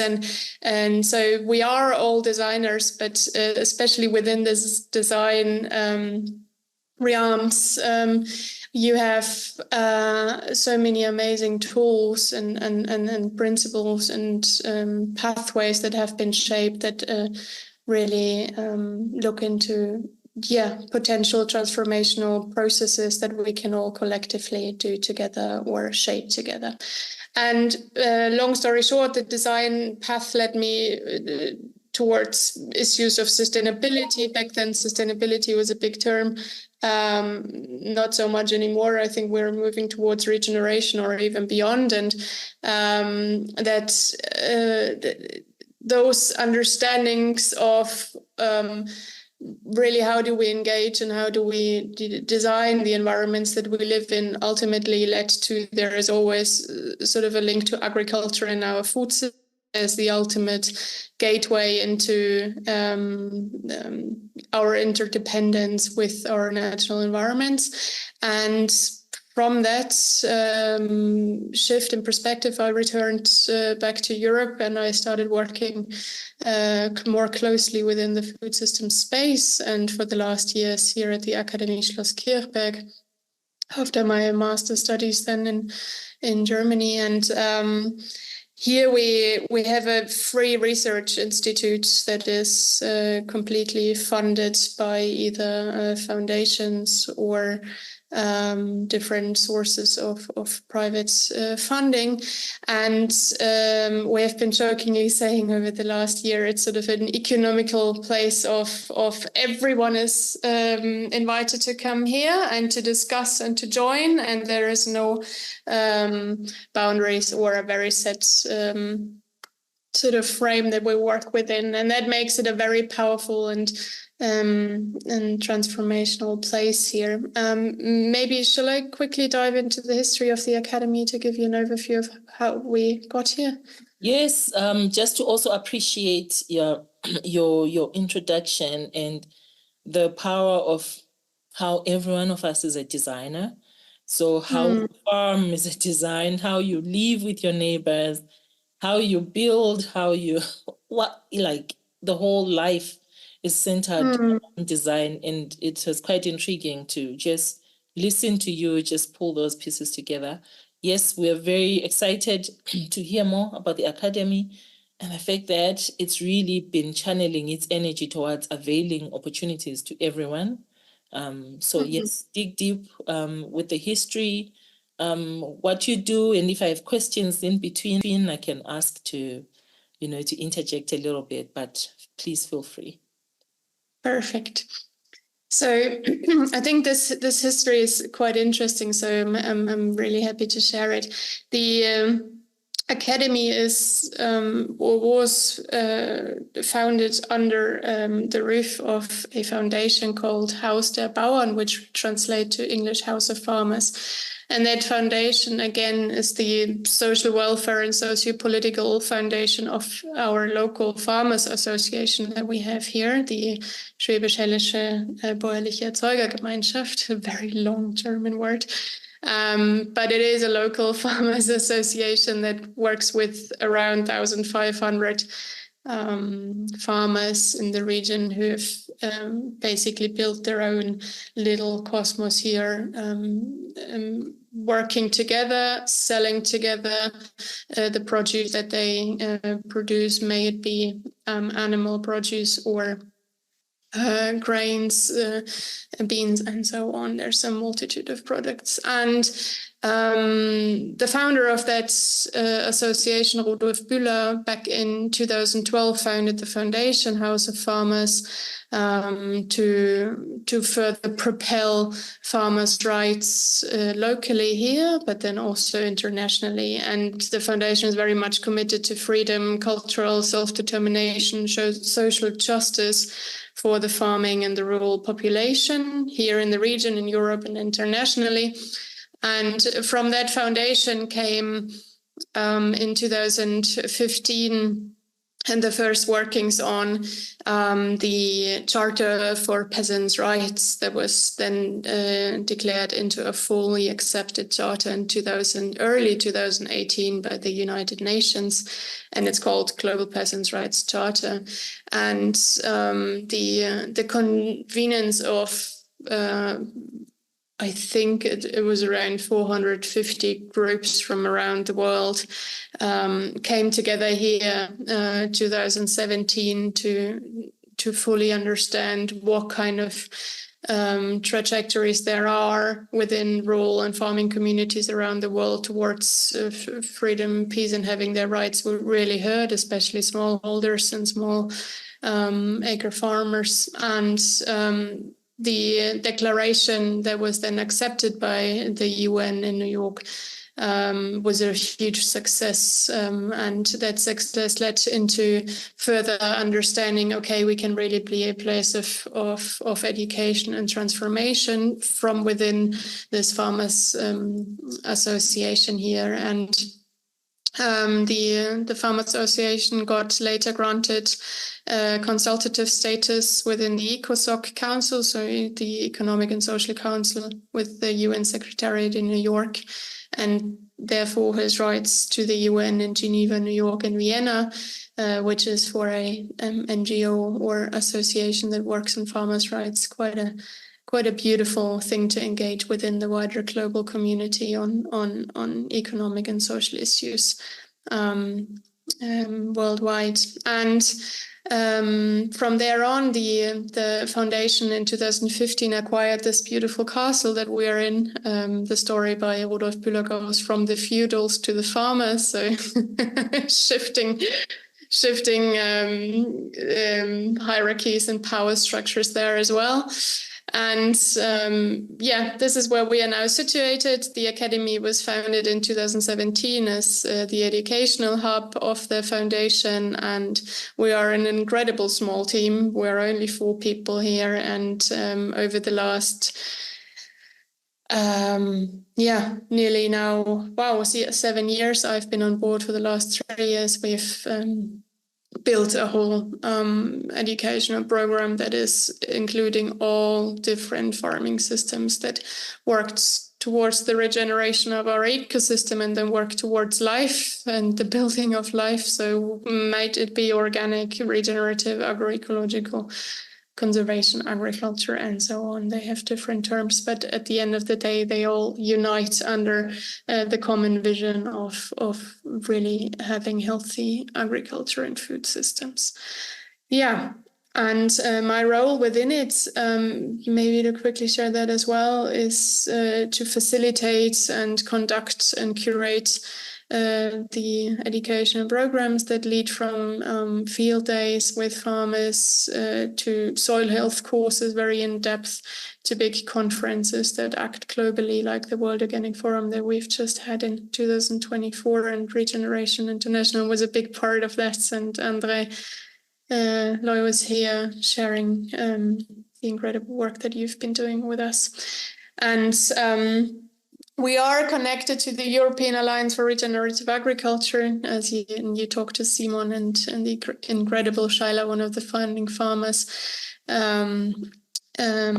because we've been, over the last 3 years, really actively sort of co-holding space for the emergence of the regenerative agriculture movement.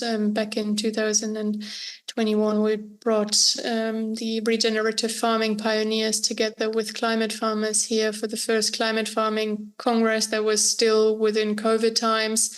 It was quite hard to bring European farmers together from all directions, but we succeeded. And through the years, we had 2 of those conferences, and at the second one, it was decided that it really needed a body on the European level by European farmers that totally self-determined can share their voices and their beliefs on the European stage. And yeah, the European Alliance was then founded here in the castle from us all together, and by an incredible 50 founding farmers. And that midwifing process has been very beautiful to watch, because we're seeing the incredible voices now really highlighted within the political discourse, as well as the social discourse on the European stage.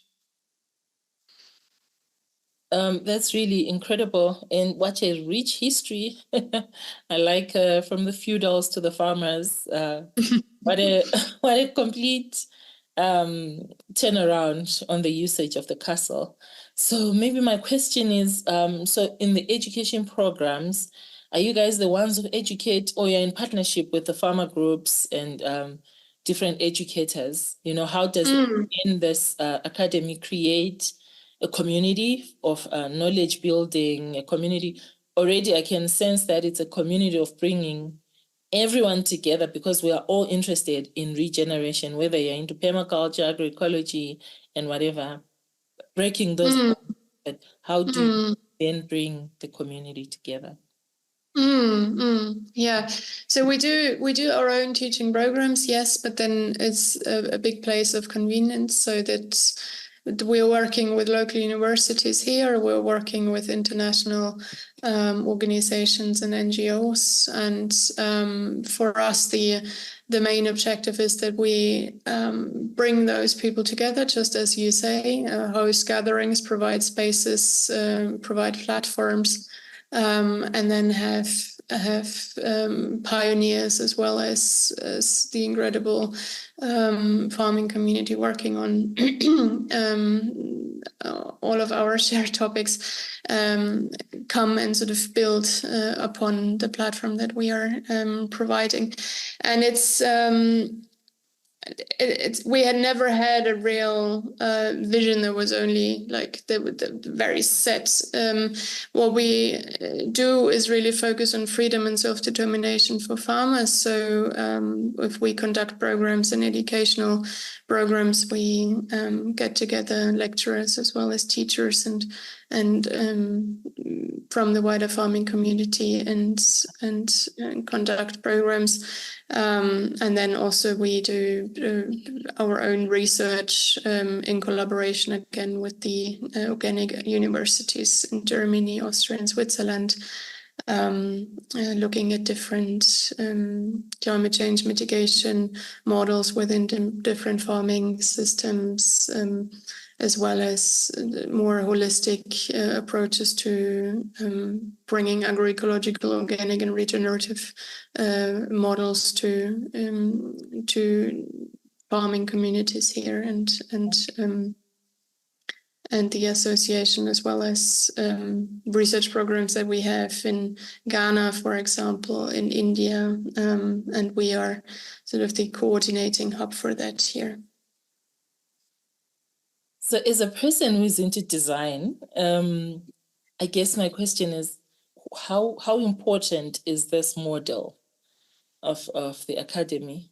You know, because usually someone says academy, you see a big pool of a self-contained institution, but it looks like it's almost like mycelium. It just taps into all the living systems around it.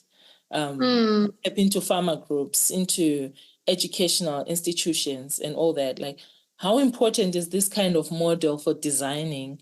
And I mean, go as broad as you can, because really in the end, it can influence the whole region. But then the way that you guys designed it, I feel like it's in such a way that it can spread and tap its roots to every stream of work around you guys. Yeah, that was beautifully phrased, the mycelium part. I love that. I think, honestly, personally, from very subjectively for me, places like this, the Academy, are incredible important to foster on-farm research, as well as sort of inner development for farming communities, through having a free space where there's no agenda that comes from either only the political space or only the science place or only might it be the economically forced models that we have at the moment acting. Yes, it is a place of the different thought streams and school of thoughts coming together and understanding where are the approaches that best serve healthy farmers, healthy communities, healthy ecosystems, but then also providing a space where we don't have a doctrine, or we don't come with an ideology of set identities that we're seeing a lot in farming. So very dual, very binary, the good and the bad. I've been calling it the beauty and the beast agriculture. You know, it's sort of black and white. It can only be the best thing we can ever have, and the worst that is bringing us climate change and that bringing us all these horrible emissions.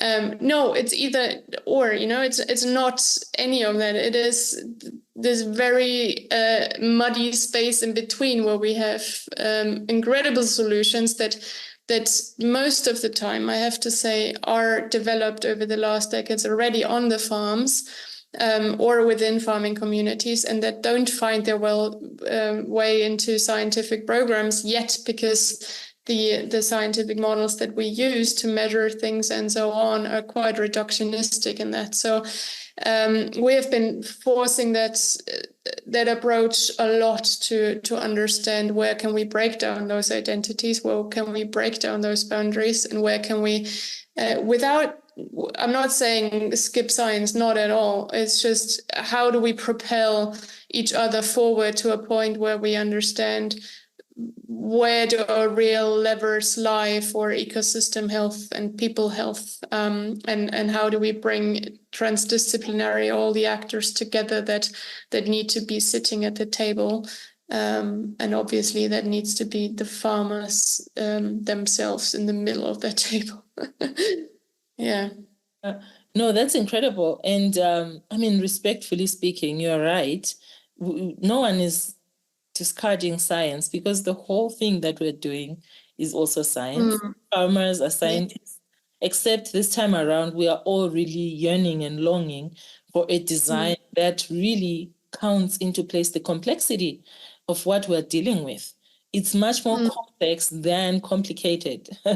There's lots of moving pieces together. So it is definitely important. And I think harvesting from just what you've shared as a story, I can see that this would then promote thriving spaces, whether for farmers, for research, policy.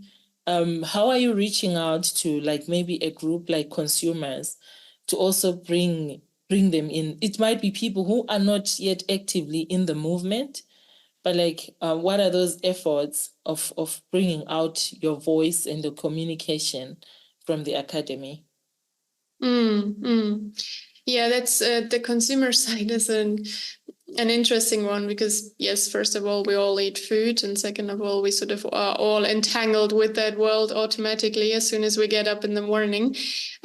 What we have been, a very concrete example with the academy, what we've been building up the last 5 years are the organic marketing days, where we bring together the German, and then sometimes it goes into Denmark, Netherlands, Austria, and Switzerland, organic associations, as well as small to medium and large producers that has also supermarkets, discounters, as well as local shops in them. So everyone along the value chain from field to fork, really. And we come together and discuss how do we best communicate the organic movement every November. And that is quite a pillar stone next to the BioFach, which is the biggest organic congress in the world that is taking place in Germany every February.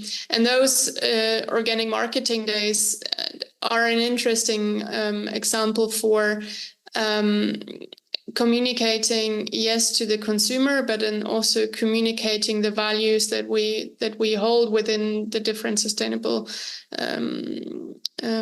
agriculture and farming, as well as production models, so that we truly understand where those values lie, first of all, yes, and which kind of systems are making sense economically and socially, and then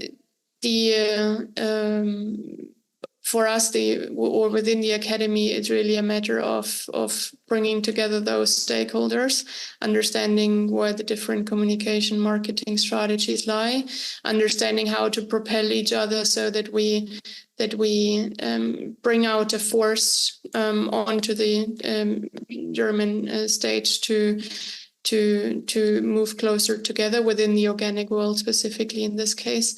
And understand how power structures and dynamics from the discounters and supermarkets to all small-scale producers can be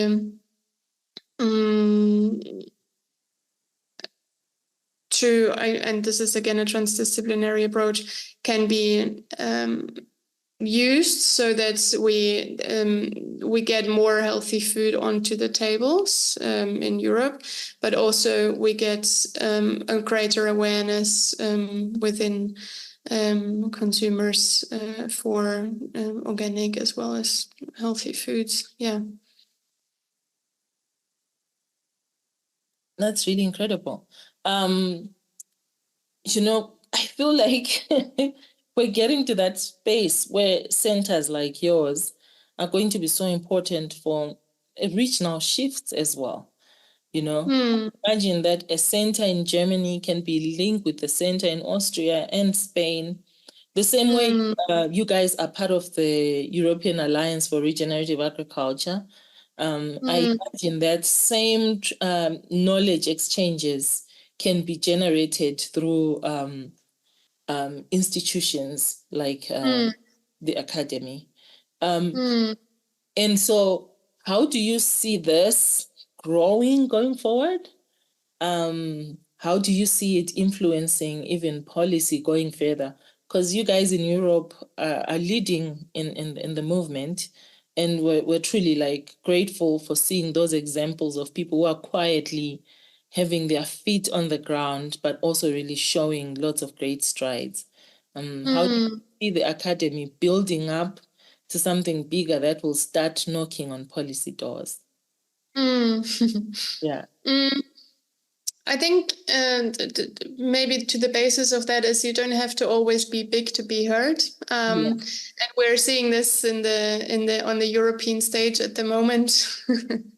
That's a lot of diverse actors uniting and coming together do or have a great voice that we need to really properly listen to. And there's big shifts within the European Union at the moment. We just heard the strategic dialogue on the future of agriculture last week, presented by Ursula von der Leyen, our EU Commission head. And there was a milestone in bringing together diverse voices from all areas to understand where the food system is headed to and the future, and give consultancy on that. And with the academy, we really see ourselves being a small lighthouse in an ocean of big lighthouses, and many, not big, but many lighthouses, fostering those conversations that are sometimes not easy to have had and need to be done though. So I think the example is if you sit in a conference room and what are the questions that the audience is too afraid to ask because they linger in the background, but they are actually the important questions to ask.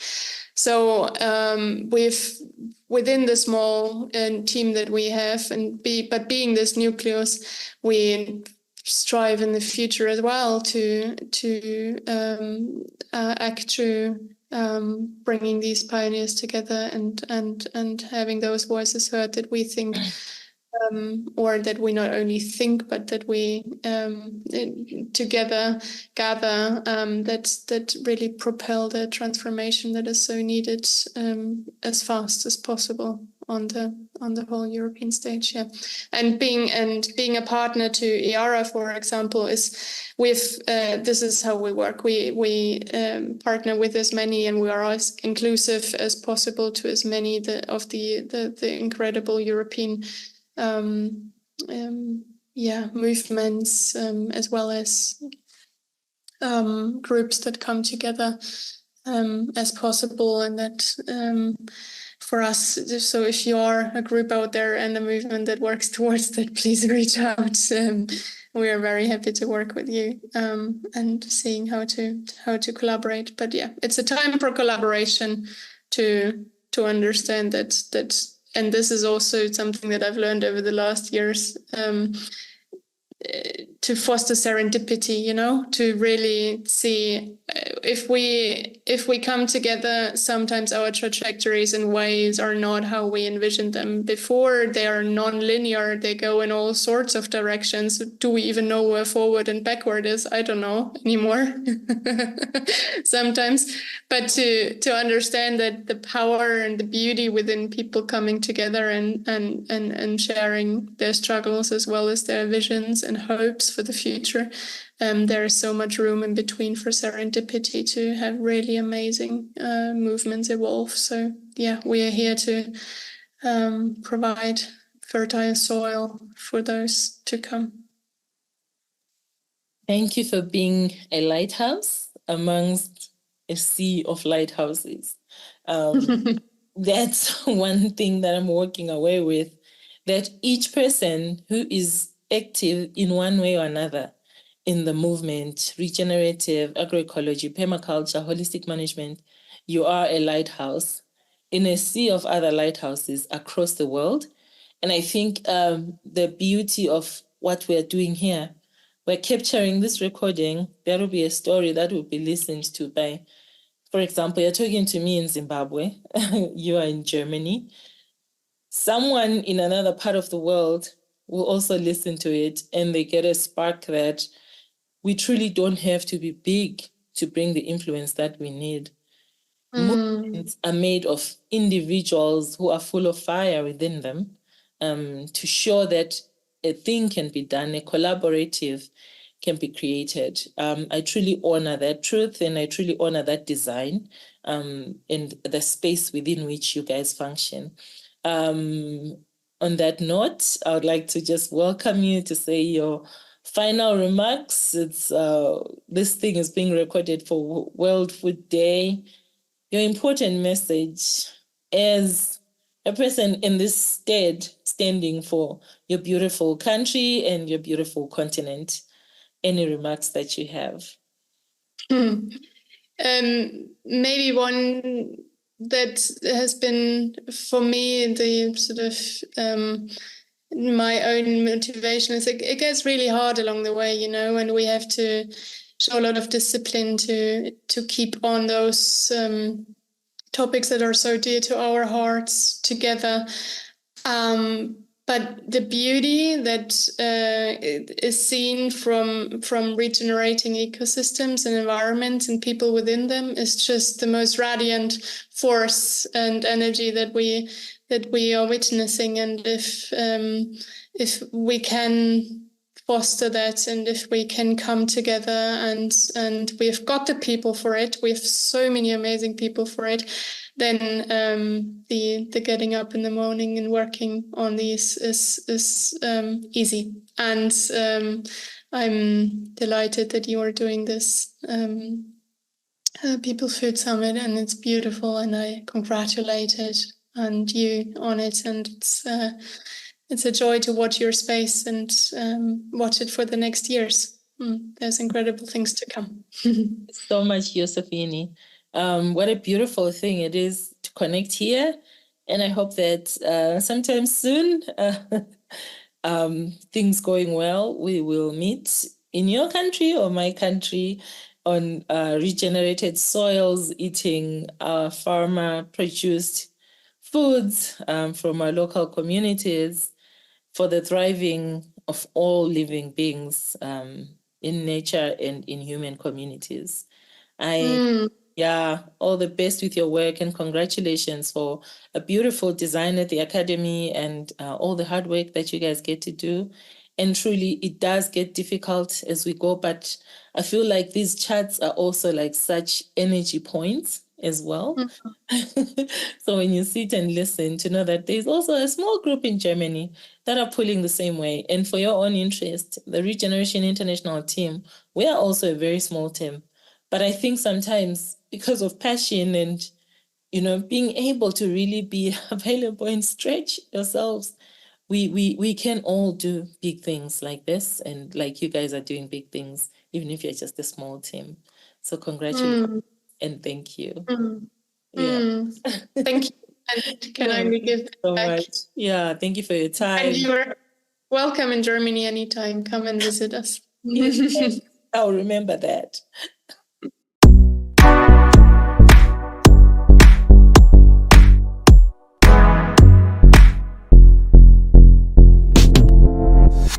Hello, I'm Andre Loy. I'm the International Director of Regeneration International, and I'd like to welcome you to what I believe is one of the really important events this year is the World Organic Forum.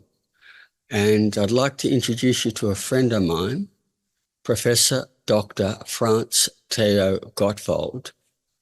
And he runs the Academy Schloss Kirchberg, which for me is probably one of the best education institutions I've ever been to. It's a old castle set in just this wonderful rural village in Germany.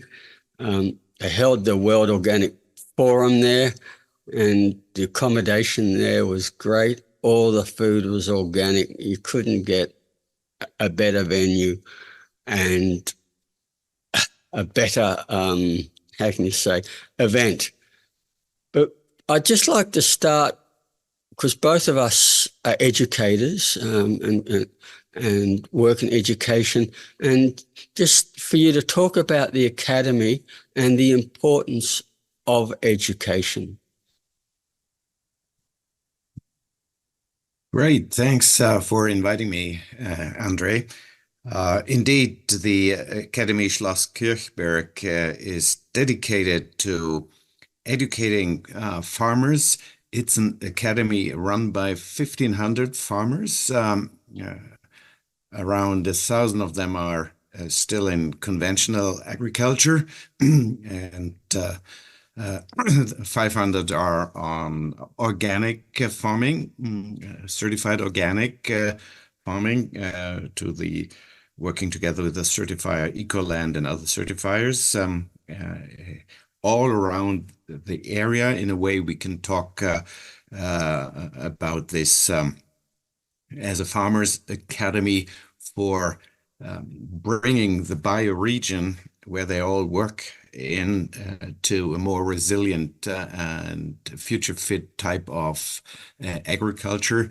And this obviously is a process of development and bringing new knowledge from agroecology, from regenerative aspects to the farmers to improve their ways of cropping and pig farming and dairy, etc. So education is indeed the core focus here. Since we run this World Organic Forum, we bring in all knowledge from all across the world in agroecology, regenerative aspects, and try to inspire amongst these different approaches and bring the best off, so to speak, afterwards to our farmers. Yeah, I really like your approach that it's there for all farmers, and the whole idea of education is to empower farmers with knowledge on how to change this, because what I found working with farmers is the fear of the unknown. You know, farmers are necessarily conservative because if you do something wrong, you have crop failure and you lose your year's income. So they want to stick to what they know, and the step outside of that for them is very dangerous. So having education to help them take that step, I think, is so important. So what I'm very interested in is this progress, the 1,000 farmers out of the 1,500, the 1,000 that aren't organic. Do you see a change towards more organic practices with them? We do see a gradual change to more regenerative, nature positive change.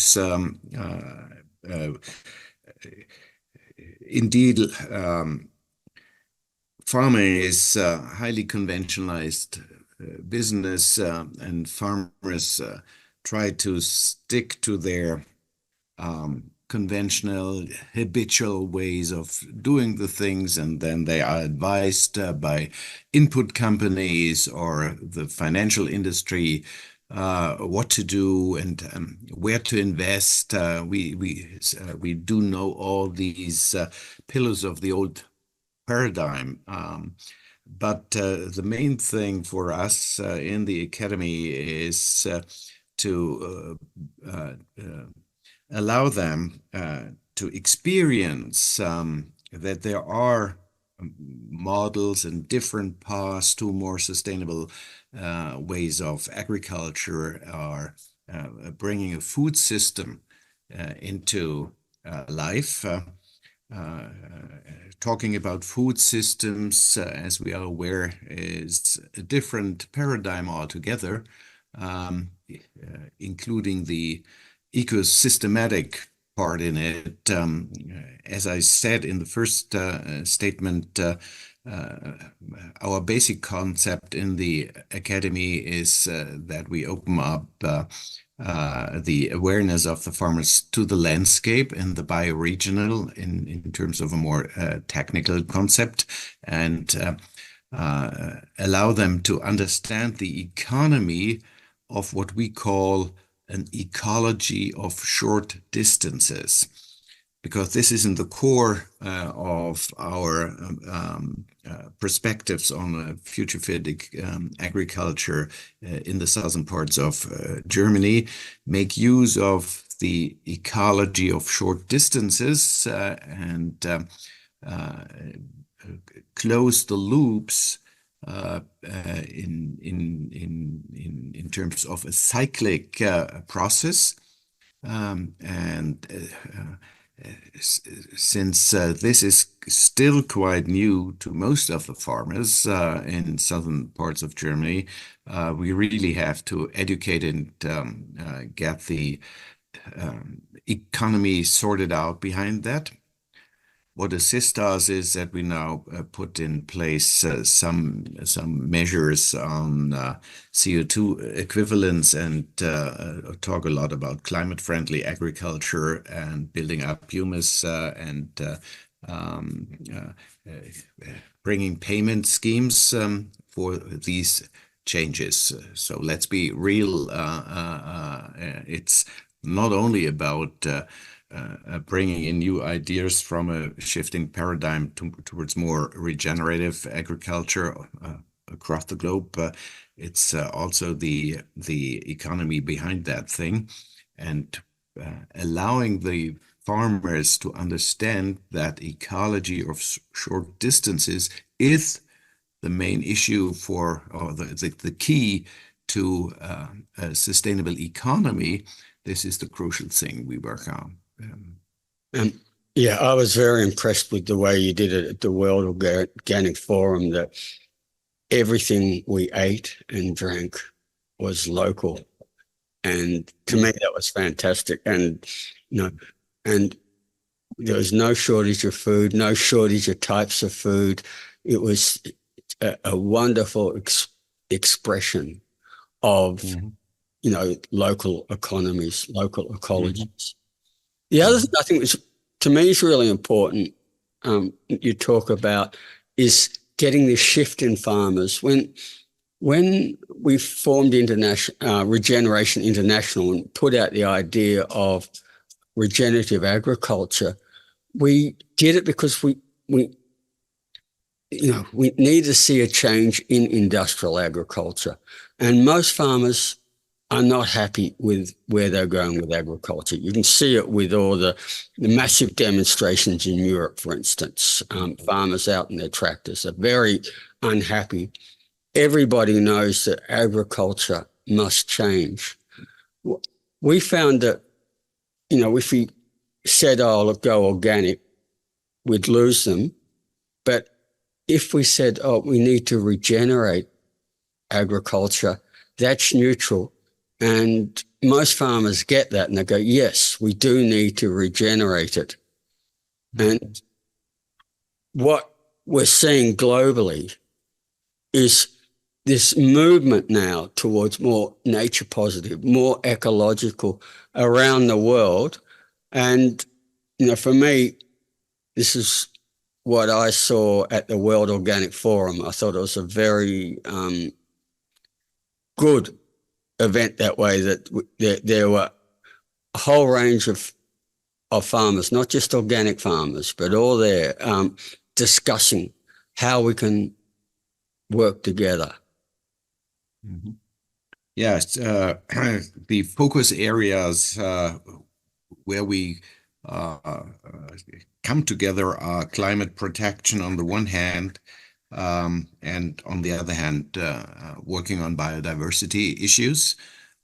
In practically terms, the biodiversity issues we cover by allowing experiences and paying for that for beetle banks, for example, for integrating different cover crops into a cyclic model of what I call the ecology of short distances, and the climate aspects. As I said, we address by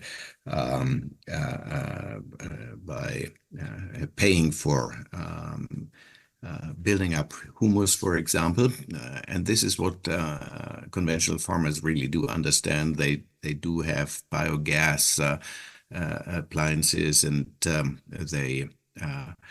they gradually come up with what we also call a multifunctional type of agriculture, so that they have different sources of income and can adapt more quickly to the changes in the market. I notice that I talk a lot about the economy in that here, but since the investments are so high in the machinery and in keeping up the buildings in southern Germany, if we don't come up with a sound business case, so to speak, addressing biodiversity, addressing other methods of regenerative agriculture, addressing that farms can become a CO2 sink and not a producer, then we don't win the conventionals.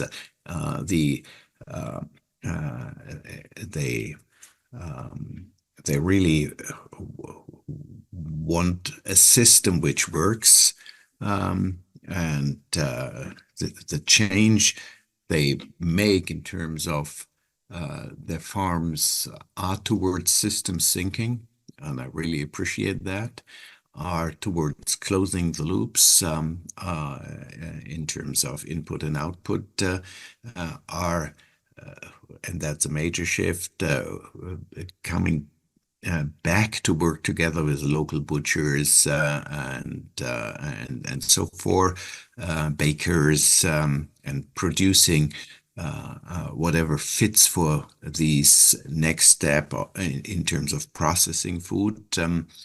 And that's where the Academy also assists in creating platforms for exchange between the producers and the next steps, or the producers and whoever could deliver what type of organic input. This is part of an investment. Farmers are not educated to do that on their own, to build up some such platforms for dealing in a regional scope with whatever they can work on in their stables or their fields, create more specific regional trademarks also, so that the customers really can rely on what they get as regional foods. What I notice is that the next generation now coming into taking over the farms is really already quite educated in these cornerstones of a new paradigm. And of course, they know that they can just follow the ritualized paths of their fathers or even forefathers, and have to come up with what I like to call the ecology of communication amongst farmers, and organize themselves in different and new and appropriate and data-based ways.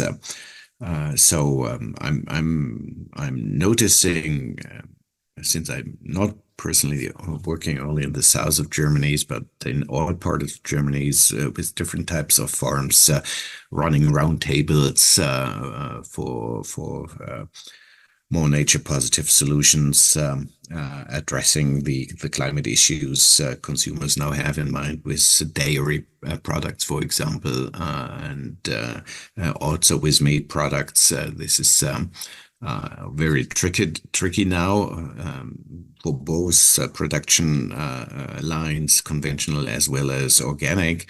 And as we know, also for regenerative agriculture, it would be more advisable to include animals in the system. Of course, not this industrialized farming and feedlot stuff, but in terms of nutrient cycling and so on, we depend on integrating animals, farmed animals here. So there's a lot of practical learnings to do, and try to figure out what type of practice fits to what type of farmer. Not farm. The farmer is and his family the problem. So talking about the ecology of communication, we address all the social issues and the social economical issues behind new types of farms, and taking the whole family into this shift is even more needed nowadays than before. It's all based on dialogue and arguments, and not this patriarchal type. We in a way we notice young farmers being decolonized in a decolonized mind state, so to speak, and but this is really a good assistance to what we are all up for on this globe now as a community. That's why we talk about the World Organic Forum. It's a global community building with different approaches, be it from zero input level like in India, be it for more scientific, elaborate level, talking about regenerating soils, etc., in the European or North American, Canadian approaches, talking about the organic approaches, which we are very much market driven by the big trade chains. So we all have, like I said, three focus area. Learn to work with a landscape, the bioregional thing. Learn to really work on biodiversity and creating resilient systems along these ecology of short distances, and learn to be more climate friendly, so to speak, at this time of the movements coming up, and be more creative to make this change you are addressing, Andrew, from conformity to a type of ritualized old culture of agriculture to a new culture of agriculture with new habits, empowered by new knowledge and by exchange between farmers. Yeah, look, what you've talked about is very important, having this diversity and diversity of choices. But the critical one that you started with, which for me as a farmer, I've been farming now for more than 50 years, and I've worked with farmers on every continent. The economics is the key. We see farmers going They're leaving farming because of debt. Like I said, a huge amount of money they need for machinery, for the buildings and all that. They borrow that. And in many cases, the prices they're getting have hardly changed. And farmers are in serious economic trouble. And as a result, we're losing actually globally millions of farmers a year. Just where I am, for instance, about half the farmers, because our local sugar mill closed, a lot of the farmers are now going to be leaving farming, selling their land. And this is the story around the world. In Europe, for instance, we've all seen the massive demonstrations because farmers are struggling. And the key is economics and giving them a viable solution. Without economics, without income, there is no farming. And I think that's one of our strengths, or what you talked about, is showing there are multiple ways forward, not just one, and getting them to rethink their farms and rethink how they can reduce costs, for instance, spending a fortune on fertilizers, pesticides, new markets, value-added markets, maybe for some going organic, getting a premium on, these are all incentives. And to me, I find that is sometimes the strongest, how can you say, making the farm economically viable is the strongest incentive for change. Definitely, and that's why we also engage with the Academy in political discourses, so that along the line of public money for public or common goods should be the main driver for bringing tax money to the farms. So for biodiversity means which protect the water, for means which protect the soil. Public money should be invested, and in the next period of the common agricultural policy frame in Europe, this will become even more important. This is part of the income and has to be part of the income, ideally on a global scale, since each and every government knows that without vivid and viable farms in the country falls short, and and people will even be again and again moving to the cities. This migration things we all have with the huge rural areas in South America, for example, or in parts of Southeast Asia. So allowing a nation to have vivid rural areas, also in terms of culture, education, health system, and all that, needs to bring money from the cities, not only for the products, but for creating public goods to the farms. This is part of the incomes and has to be addressed again and again. Beside the market schemes for CO2 equivalents, for example, to pay for that, which is also another part of income generation. And as we notice in the northern part, and as well as in China, addressing the energy production, in small-scale energy production, photovoltaic in the country, and so forth, biogas wherever it's possible, not on an industrialized level, but on a systemic smallholder level, that each and everybody can address that, because having small biogas appliances is covering the regional energy demand better than one big thing,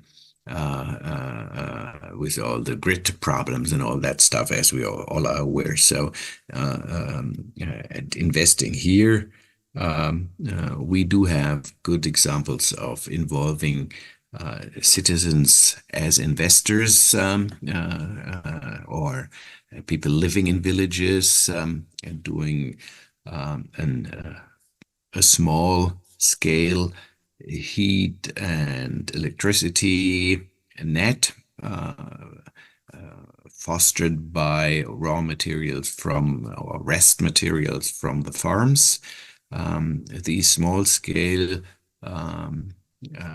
systemic solutions thought in networks within networks. This is the mind shift here. Networks and networks. This is on a quite good way. Sure, the lowering the input and the input costs are essential. And what really troubles me in this respect is how this big trend of digitalization will bring a new shift to the whole future food systems, or future agricultural and food systems. We are all aware that collecting data, processing data, and all that is quite expensive at the beginning in the investment phase. And if these investments and the costs are then put to the farmers, we'll have the next wave of giving up. So this is a history of technology in agriculture. Each major frog leap created a completely new structure. And of course, we are aware that these industries producing digitalized solutions are all preparing for future business models here as well. And this is a major threat, to my understanding, to really regenerative agriculture. It's not that BASF, Syngenta, and all the others now call their approaches regenerative. We know this is a part of greenwashing. That's the easy part to be addressed. But the solutions, parts of Monsanto and others have, and major insurance companies and so forth, for data-driven agriculture, this really puts more trouble into my mind. And also the political frame. Some of our politicians, at least in Germany, now say the future will be like, either you have a sound database on your farm or you lose your license to do farming. It's easily to create a law or a set of laws around all that. And you know what I mean. So we have to be aware about that, and we address at the Academy all these political issues as well during our World Organic Farms conventions, because this is a global trend, and there's no reason for Amazon not to consider agriculture to be part of their future business. You know what I mean. Look, what you're talking about is, excuse me, what you're talking about, actually, the critical dichotomy. All these technologies are designed for one thing and one thing only, and that is to suck money out of farmers. So these corporations are the biggest corporations. We've had farming for 10,000 years without digitalization, and we don't. What they're proposing, we don't need, On the other hand, we can use this. Most farmers can, and it's to our benefit. And so it's the issue of scale. And you talked about small scale, where we can keep, things like microgrids instead of large, covering the landscape with solar panels. Everywhere you go, on every hillside now is industrialized with wind turbines, huge power lines going through the landscape and just ruining our rural landscapes, industrializing it for power for the cities. And we, everything is involved. When we look at the cost of machinery, farmers go into debt for that, and they, but the machinery companies are multi-billion dollar companies. The same with the fertilizers, the pesticides, the banks, the insurance companies. It's all designed to suck money out. Whereas what you're talking about, which to me is really important, small scale, local marketing, we empower farmers. We actually have farmers in control. They can make the decisions. They can, be in control of their markets, negotiate the prices, get fair prices. And, this is the real difference. And for me, I just want to say that this part of what you're doing is just so important for the survival of families and family farming. And addressing the involvement of the consumers, making them prosumers, since we are talking about a People's Food Summit, yes, this build the bridges between villages, small cities, even big cities or metropole areas, between food production, food processing, and food consumption. And building these bridges is so necessary, creating awareness, creating new alliances between consumers and farmers, so that there's enough political will behind creating political frameworks, legal frameworks fitting for nature positive solutions, regenerative solutions. And in the end, as both of us, Andrew, are aware, it's type of power play, and it's still open who wins. So each and every move for a people's driven agroecological, regenerative, organic type of food system is helpful here. So I really appreciate what you're doing with your work in the regenerative movement, and we, as you, we really were happy to for having you at the Academy and working together on these lines. And look, I want to say exactly the same with what you're doing. I think it's so important. And we are actually on the right side of history. The reason why we're winning is we're growing farmers. So if you talk about the organic sector, in the last 10 years, we grew amount of farmers. We grew by 147% in farmers. Amazing, yeah. On the other hand, the industrial sector continues to lose millions of farmers every year. So the fact is, their model is causing farmers to fail. Our model is growing farmers.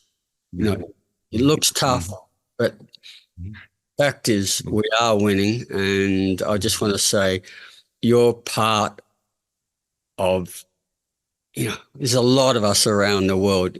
You're part of this trend to empower farmers, to, like I said, to bring in the new generation of farmers. So I just want to say thank you so much. And I really look forward to us continuing to work together because, as I said, we are on the right side of history. Yeah, so let's grow farmers together. Fine. Okay, ciao. Tschüss. Ciao, ciao. Tschüss. Yes, yes.